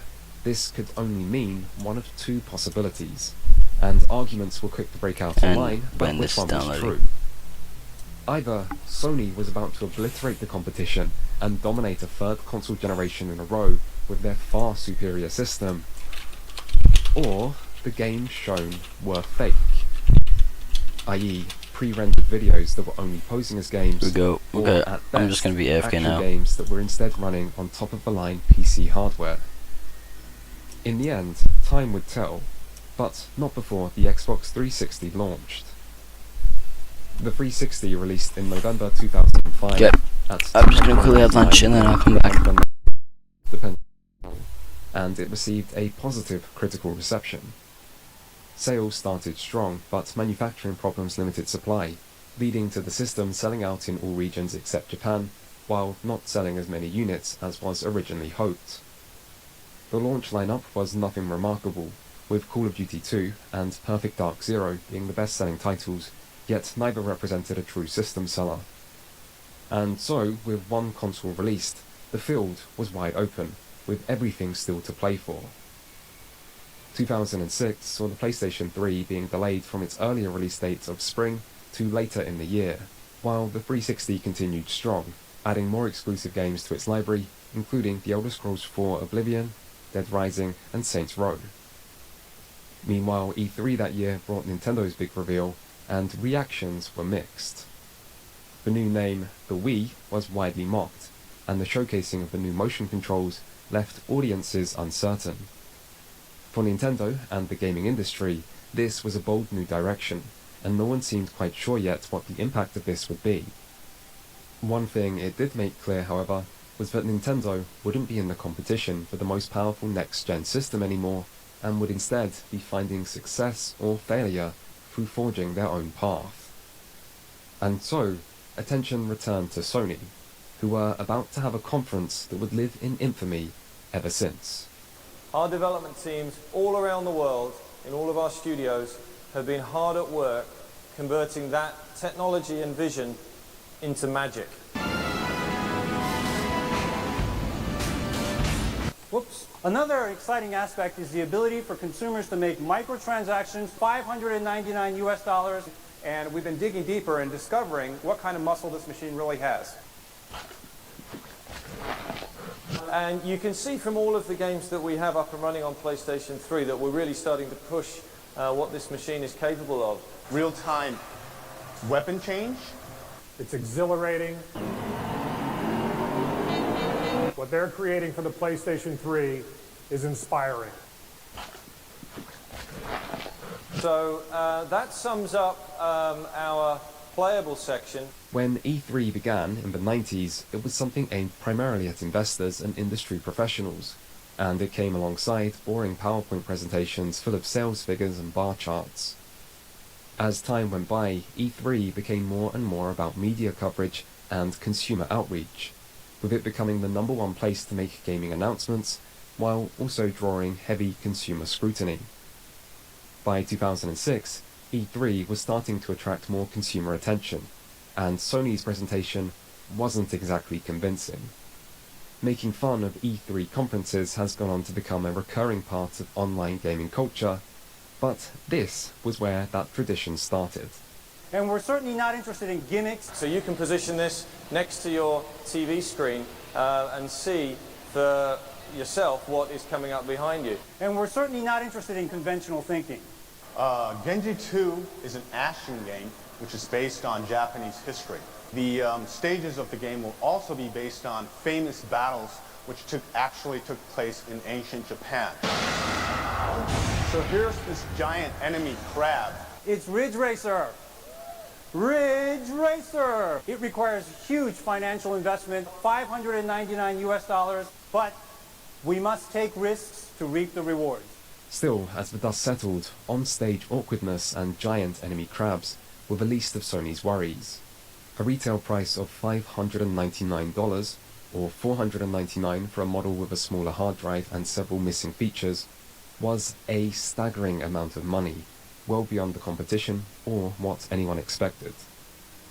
The system would include a Blu-ray player, which helped Sony promote the Blu-ray format, but unlike the DVD player of the PS2, for most consumers, this did little to make up for the system's high price, as the Blu-ray format was still rarely being used at the time. Sony, however, justified the high price on the basis that the power of their system made it worth it. They were Sony, they made the best consoles, and the higher price was reflective of their far more powerful hardware. Sony didn't see the problem with this logic, but other people did. Alongside the price, release date, and lessons on Japanese history, Sony also showcased several upcoming games, yet most of them didn't look as impressive as what Sony had shown the year before. What's more, they also didn't look especially different to the already released games on the Xbox 360. Sony did have a more powerful system, but it seemed they didn't have much to show for it. Of course, some people disagreed, with arguments raging online about the console's graphics, and people possibly seeing whatever they wanted to see.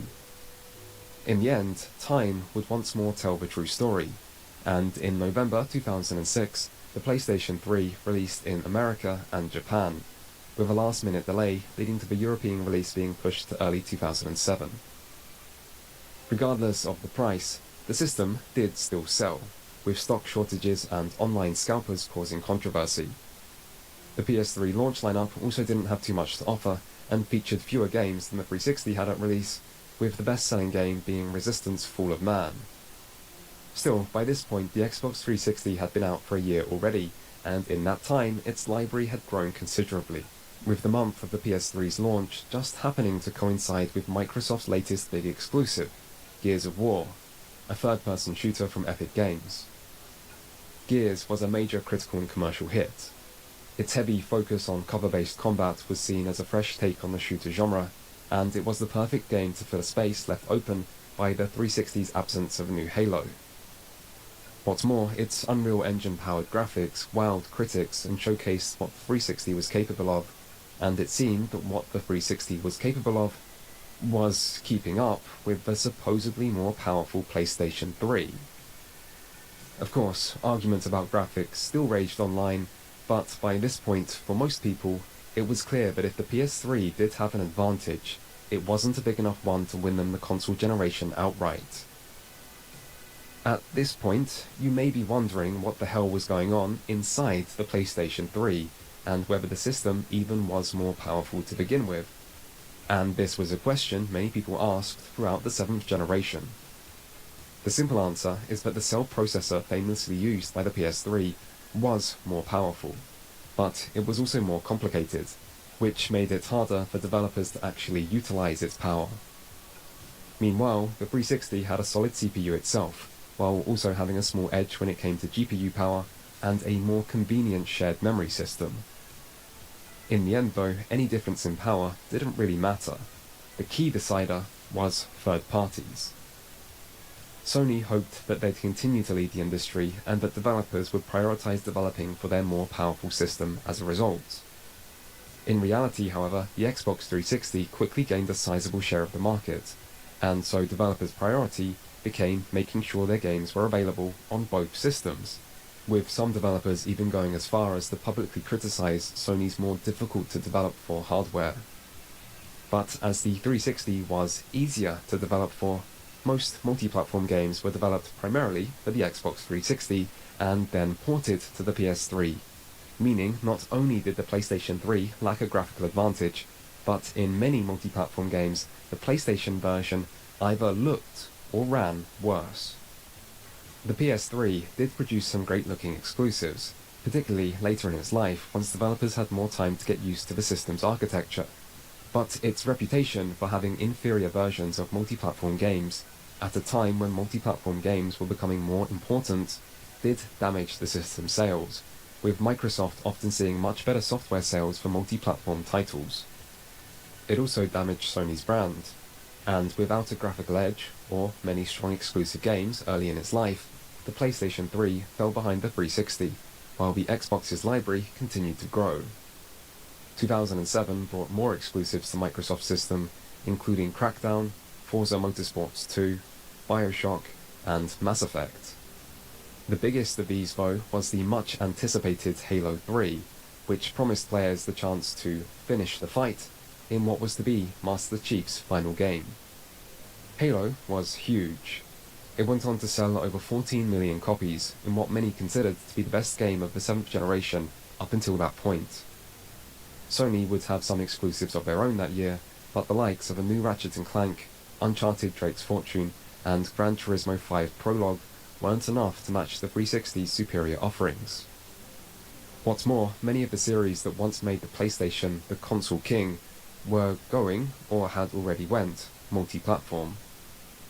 From Grand Theft Auto to Devil May Cry, Tomb Raider, or Tekken, Sony's list of exclusives seemed to be getting smaller and smaller, and at E3 2008, it was announced that even Final Fantasy, a series more important to Sony's early success than any other, would be coming to both systems. Microsoft did face some of their own problems, the most expensive being high rates of hardware failure and the infamous Red Ring of Death. Reports of technical problems appeared early in the 360's life, but the true extent of the issue wasn't made apparent until a year or two after its launch, as more and more systems continued to fail. In the end, Microsoft was forced to make an official response to the situation, alongside offering all Xbox owners a full 3-year warranty, covering repairs and shipping. This was estimated to cost over $1 billion, and slowed the Xbox's momentum at a time when Microsoft would have loved to instead have been pulling further ahead. As the decade grew to a close, the PlayStation 3's outlook was finally starting to look more positive. Consecutive $100 price cuts in 2007, 2008, and 2009 finally brought the system to an affordable price. Several early 360 exclusives, like The Elder Scrolls 4 Oblivion and BioShock, turned out to only have timed exclusivity and made their way to Sony's system as well. And as the generation continued, the PlayStation 3 was able to add more and more exclusives of its own, including Little Big Planet, Metal Gear Solid 4, Killzone 2, Infamous, God of War 3, and Gran Turismo 5. Meanwhile, the exclusives on the 360 started to come slower, with highlights including Fable 2, Left 4 Dead, and sequels to Halo and Gears of War.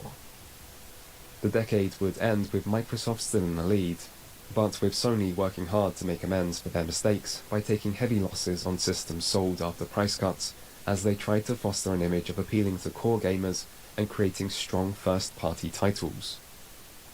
Still, for Microsoft, the 7th generation can only be interpreted as a victory, whereas for Sony, they went from being untouchable to having to fight for their life. When Sony launched the PlayStation 1, they found record success through the system's affordable price, its ease to develop for, and its great third-party support that led to many exclusive titles. 10 years later, they seem to have ignored all of these factors, and were instead relying on name recognition to sell their system no matter the price, and to bring developers to their side no matter the challenge of development. Yet, while it might seem like Sony's downfall was brought about by arrogance, it might be fairer to say that they were simply over-ambitious. The man responsible for many of the decisions involving the PlayStation 3 was then Sony Interactive Entertainment CEO Ken Kutaragi, who is sometimes described as the father of PlayStation. For Kutaragi, this was to be his last direct involvement with Sony's gaming division, which was something he had once done so much to help create, and he truly believed in the power of the cell processor and had hopes its technology could be used in other Sony products.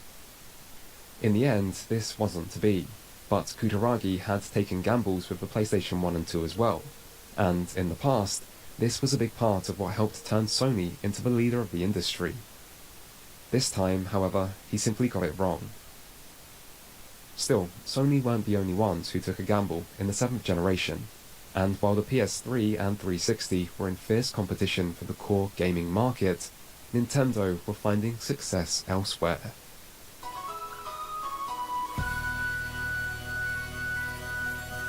The Wii wasn't like its peers. Where Sony and Microsoft moved to high definition, Nintendo's system remained at the 480p of the previous generation, breaking the long-running convention of new consoles being more powerful than their predecessors. Instead, Nintendo opted to avoid direct competition and to target a broader demographic, in what has sometimes been called the Blue Ocean business strategy, which asserts finding value in less contested market spaces. To this end, Nintendo set out with the goal to innovate, taking inspiration from the success of the Nintendo DS, as well as the popular arcade rhythm game Dance Dance Revolution, and new advancements in motion sensing technology. The end result released in November 2006, mere days after the PlayStation 3. Unlike the PS3, however, the Wii cost a mere $250, and it quickly sold out, beating the combined sales of the Xbox 360 and PlayStation 3 in most regions during its launch. The Wii offered something genuinely new, and people seemed eager to try it out for themselves. By September 2007, the Wii had overtaken the 360, despite releasing a year later, and it continued to sell well until 2010, when it started to experience a rapid decline amidst increased competition. For many people though, the Wii was the perfect family console. Its advertising targeted a wide audience, including mothers and grandmothers, and its wealth of party games and simple pick-up and playability led to many people who may not have usually played video games being willing to give it a go. Its best-selling titles reflect this broader appeal, with the bundled Wii Sports selling an impressive 82.9 million copies. Wii Sports didn't receive the strongest critical reception, mostly due to the gameplay's lack of depth, but its simplicity worked well as an introduction to motion control and as a way to attract those new to gaming.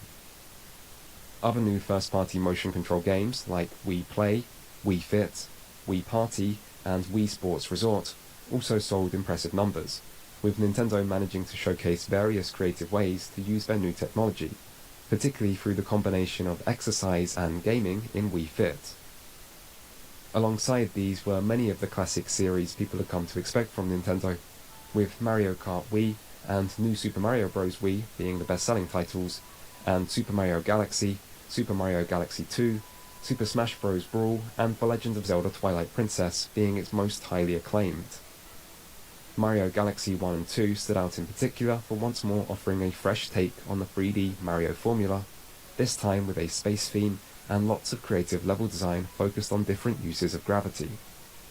Much of the Wii's library focused on its motion controls, however, and on this aspect opinions varied, with some seeing it as a bold new step for gaming, and others seeing it as more of an imprecise gimmick. The legacy of the Wii is also hard to judge. It was the best-selling system of its generation, and yet in its later years, its sales fell consistently behind both its rivals in hardware and software, and this severe loss of momentum may have went on to hurt Nintendo's next console. For a time, it looked like the system would live up to its early codename, but in the end, the motion control revolution didn't really amount to much, suggesting that the success of the system might have been more down to novelty than the inherent value that motion control provided. There were also problems beyond the system's less impressive graphics, with poor online support, poor audio, and a plethora of lower quality titles that seemed designed to purely cash in on the latest craze with little regard to quality. This came alongside a lack of long-term third-party support from more established video game developers, who often stated they found motion controls difficult to implement and develop for. The Wii would also miss out on many multi-platform games due to the difficulty of porting to a system with lower technical specifications.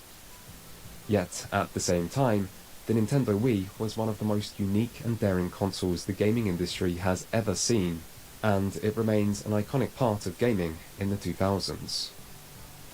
And while motion controls may not have been the future for mainstream gaming, appealing to wider demographics may well have been. The 2000s would see another trend come and go in the form of accessory-based rhythm games. Across different systems and different titles, the Guitar Hero and Rock Band series saw hugely impressive sales, and while this subgenre soon fell away, this was around the same time that smartphones and mobile gaming were starting to explode and conquer the casual market, as well as a big chunk of the entire industry in the process. In this sense, the Wii may have been ahead of its time in making inroads into new, more casual audiences, but it would soon find itself outgunned in the great casual war by the rapidly growing mobile market. Mobile gaming wasn't the only thing on the rise at the end of the decade, however, as while console gaming was increasingly going big, some developers started to take a rather different approach.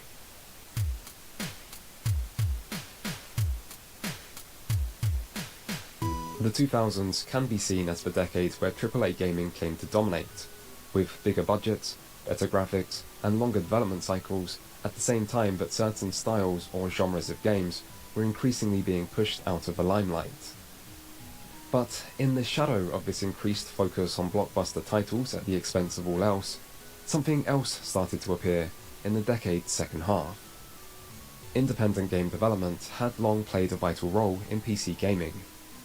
From pioneering students in the 70s, to bedroom coders in the 80s, to shareware successes in the 90s, and even modding innovations at the turn of the decade, independent development was around since the industry's beginning, and it never stopped being important. Still, throughout the 90s and 2000s, the technological gap between what small independent teams and big commercial studios could do grew and grew, moving the industry further and further away from independent development. In the early 2000s, however, several factors would align that helped give rise to a new form of indie game development. The first was the internet, which paved the way for more effective online distribution without the need for retailers or publishers. The internet also saw the start of browser-based gaming, which was made possible through programs like Java and Adobe Flash. This would give rise to a wealth of user-generated content, with hosting sites like Newgrounds seeing massive amounts of traffic over the decade, proving the popularity of even much more limited games, with some browser-based games quickly becoming successful enough to get full PC retail releases, like with PopCap's 2001 Match 3 game, Bejeweled.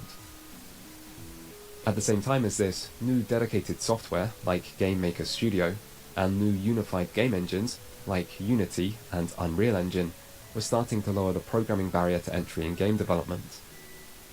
Finally, in 2004, Half-Life 2 released, and indie gaming would never be the same. Because, despite being very far from an indie game itself, Half-Life 2 was the first game to be offered on, and require the installation of, Steam. The Half-Life community wasn't exactly happy about this, but the Half-Life community didn't have a choice, and Half-Life 2 was a difficult game to resist. In 2005, Steam would release its first third-party games on the platform, including independent titles like Ragdoll Kung Fu and Darwinia. And as Steam's digital distribution model cut out retailers and manufacturing costs, it gave developers a higher profit margin, meaning that once Valve proved the model could work, they were able to start attracting bigger names, including id Software, Eidos and Capcom, leading to further growth for the platform. This came alongside the rise of the term indie game. Once upon a time, there were no distinctions between games on the basis of developer status or budget, but as the industry grew, people eventually started to differentiate between small, cheaper, independent titles and the more traditional, full-priced commercial releases. One of the first games to help create this distinction was Cave Story, which was developed by one man, Daisuke Amiya, over a 5-year period starting when he was in college. Amiya was inspired by the games he played growing up, like Metroid, and so he made a 2D platforming adventure game with a retro visual style. Cave Story was finished in late 2004, with Amiya making it available online for free. The reason he didn't charge anything was because he thought the shareware model would be too much hassle to implement, and he just wanted more people to play his game after working on it for so long. And people did play his game, with several Western media outlets reporting on and praising it soon after its release, and showing amazement that such a game could come from just one single developer. But as Cave Story released for free, in a time before most people had ever heard the term indie game, it didn't find mainstream success, and Amiya simply continued working his full-time job at a printing company until 6 years later when Cave Story released on Nintendo's WiiWare service and finally became a commercial success. Cave Story has been described as the quintessential indie game, and it would inspire others to follow in its wake, while digital distribution and new development tools made doing so more and more achievable. The next major step for indie games would once again come from Valve, and a non-indie game, however. Portal, released in 2007, and its creative puzzle design and memorable story made it one of the year's most critically acclaimed games. Portal was only about 3 hours long, however, which seemed far too short for a normal full-priced commercial release. As a result, Valve got around this by selling it alongside Half-Life 2 and Team Fortress 2 in a retail compilation called The Orange Box. Still, Portal's high quality and widespread popularity clearly highlighted the potential of smaller, more focused games. At the same time as this, Microsoft were looking to promote their own Xbox-focused digital distribution store, Xbox Live Arcade, which was a perfect place for indie games due to their smaller download sizes.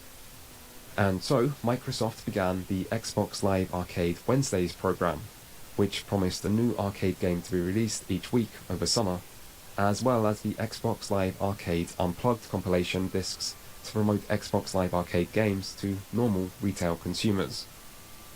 This was followed by the Xbox Live Summer of Arcade, which began in 2008 and saw Microsoft heavily promote a series of newly releasing indie games each summer. The first year's lineup included Castle Crashers, Bionic Commando Rearmed, Galaga Legions, Geometry Wars 2, and Braid, and this proved to be a big success, which helped establish the concept of indie games with general audiences. By 2009, promising indie titles were starting to become a common occurrence, even outside of Xbox's Summer of Arcade and Steam. Spelunky, from Derek Yu, combined platforming gameplay with the procedural generation of roguelikes to create a new type of non-traditional roguelike design that many future games would emulate. Flower, from Back Game Company, released on PSN and took players on a calm and emotional journey that contrasted sharply from the violence of most mainstream games. And World of Goo, from 2D Boy, released on PC and Wii, and impressed with its simple yet challenging puzzle design and memorable presentation. And so, by 2010, indie games, in the form that we think of them today, had arrived, and they were just starting to become an important force within an industry that was otherwise moving in the opposite direction.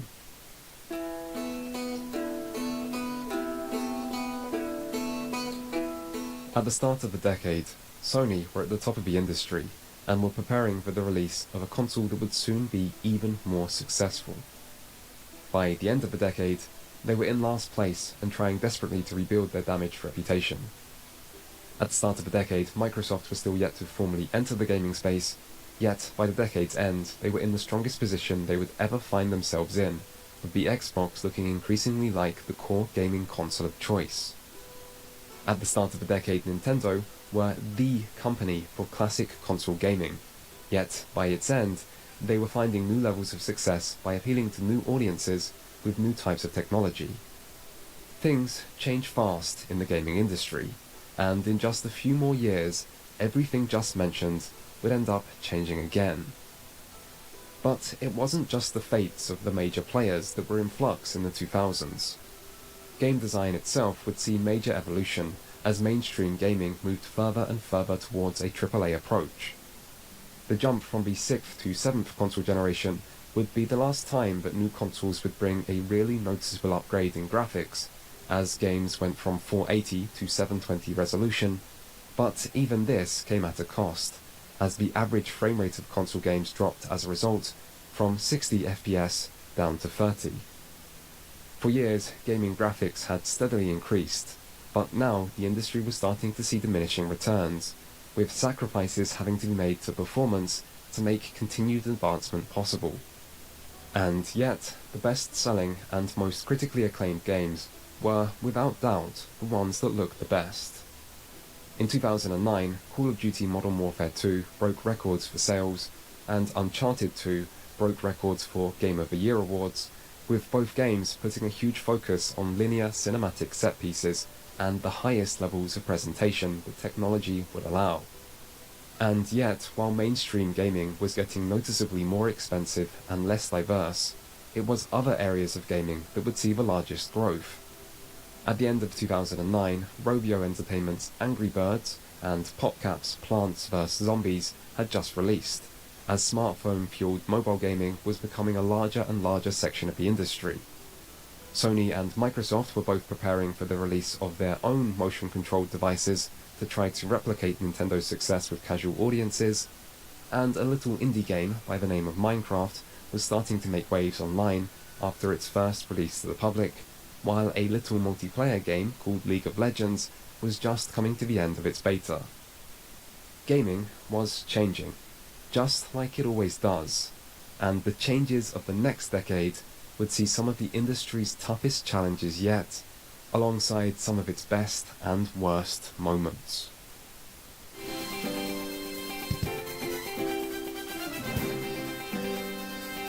The console wars would continue in the 2010s, but the first battle was fought over motion controls. Nintendo had responded to criticism of the original Wii Remote's poor precision with the Wii Motion Plus in 2009. This new add-on upped the accuracy but only in games developed with it in mind, and it would be required for certain later titles like Wii Sports Resort and The Legend of Zelda Skyward Sword. Still, both Sony and Microsoft focused their marketing on why their new devices were better than the Wii. Not just like this, but this way too. Because real boxers don't hit like this. Sony boasted about their accuracy, pointing to the little glowing plastic ball on the end of the PlayStation Move remote as proof that the device is special, and making liberal use of terms like accelerometer, inertial sensors, synergistic processing units, and internal magnetometers. And no, I did not make any of those terms up just now. Microsoft, on the other hand, decided the best marketing strategy was to freak everyone out with their surreal virtual child simulator, Project Milo, in 2009. There we go. What do you think? Look at what just happened. Orange. Claire drew a picture on a piece of paper.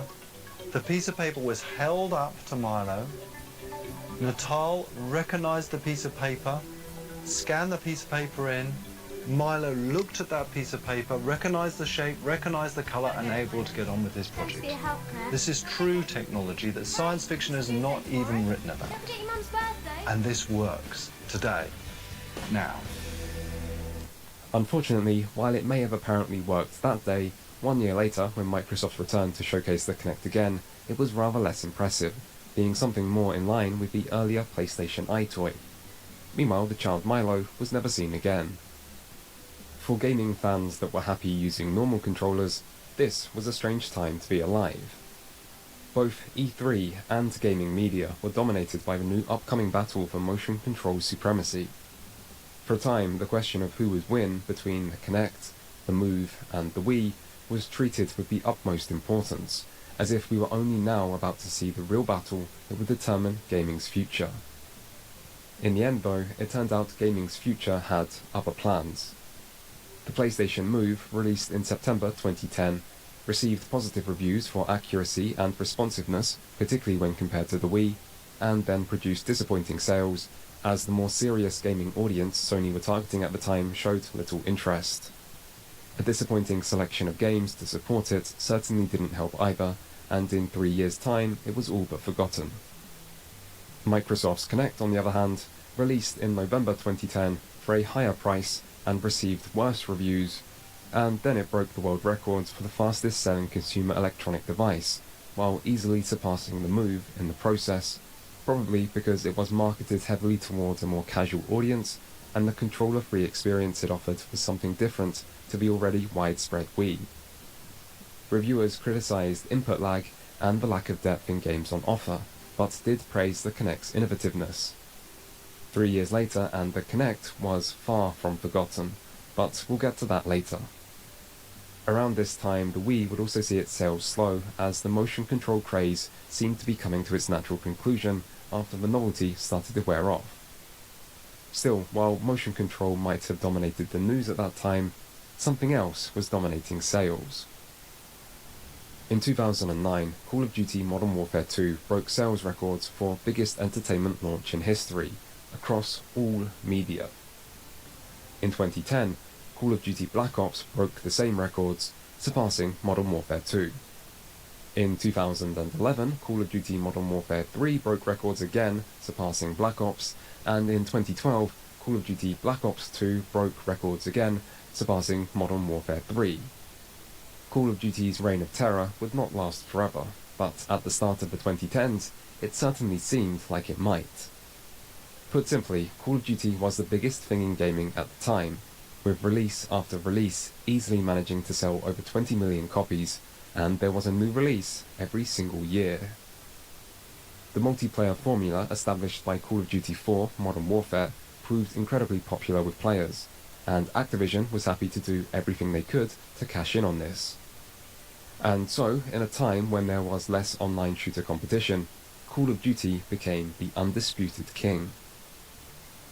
Amidst the soaring popularity of mobile games, the yearly domination of Call of Duty, and the newly arriving motion control devices, there was a sense at this time that older, or core gaming audiences might be being left behind in an industry that didn't seem to need them anymore.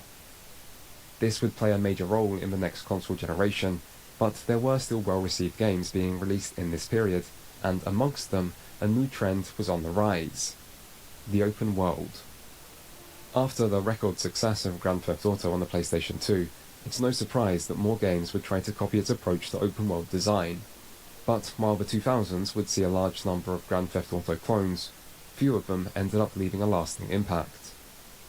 Things would change at the start of the next decade, however, as developers started to look beyond Grand Theft Auto for open world inspiration. Games like Fallout 3 in 2008, Assassin's Creed 2 in 2009, Red Dead Redemption and Fallout New Vegas in 2010, Batman Arkham City and The Elder Scrolls V Skyrim in 2011, and Far Cry 3 in 2012 all achieved critical and commercial success to help popularize the open world as a concept that would soon come to be used more broadly in mainstream game design. And as the decade continued, more and more games made the transition to open world, including most of the biggest series in gaming, like Metal Gear Solid, The Witcher, Dragon Age, Final Fantasy, Mass Effect, Forza, The Legend of Zelda, Halo, and Pokémon, alongside many of the decade's biggest new IPs. This fit the established gaming industry trend of trying to make bigger and better games to continually one-up what came before, where open world seemed to represent the next step in this, while also providing an opportunity to breathe new life into established franchises. The move towards open worlds brought benefits like increased immersion and player freedom, but it would also lead to criticism about repetition and game experiences being drawn out or padded, with the term open world fatigue sometimes being used as the decade continued. Still, at the start of the decade, open worlds were relatively fresh, and early examples like Red Dead Redemption and Skyrim were some of the most highly praised and best-selling games of their respective years. Still, while much of gaming at this time was moving in certain recognizable directions, there were two games which stood out for doing something different. The first was Dark Souls, which released in 2011 on consoles and 2012 on PC. From Software had already impressed players with Demon's Souls in 2009, but Dark Souls was where they would reach a much wider audience, and the game quickly developed a reputation for its high difficulty and unforgiving design. What really made Dark Souls stand out, however, was how different it felt from so many other games of its era. Since the days of arcades, video games had been becoming easier and more accessible year after year, to the point where increasing accessibility was seen as a fundamental part of good game design. The general consensus was that older games were often far too punishing, so developers added things like regenerating health and regular checkpoints, or that old games were too vague and confusing, so developers added more tutorials, guidance, and features like minimaps, or that old games were too simple and video gamey, so developers focused more on the cinematic side with action set pieces and cutscenes. And then Dark Souls came along and ignored all of this. It punished players for mistakes, even taking away their valuable experience points. It gave players minimal direction and made a world where it was easy to get lost, and it told its story indirectly, leaving 99% of the experience as... I'm back, but I'm kinda also not back since, like, I want to, I need to do some work. Bro.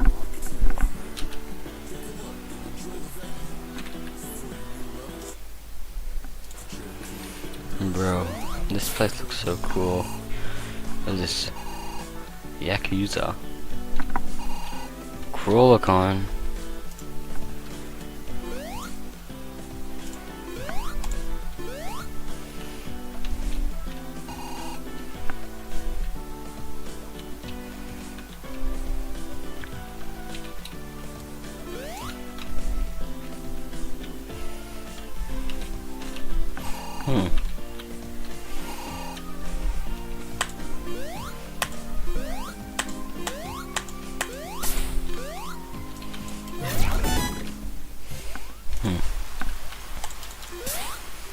These look pretty cool.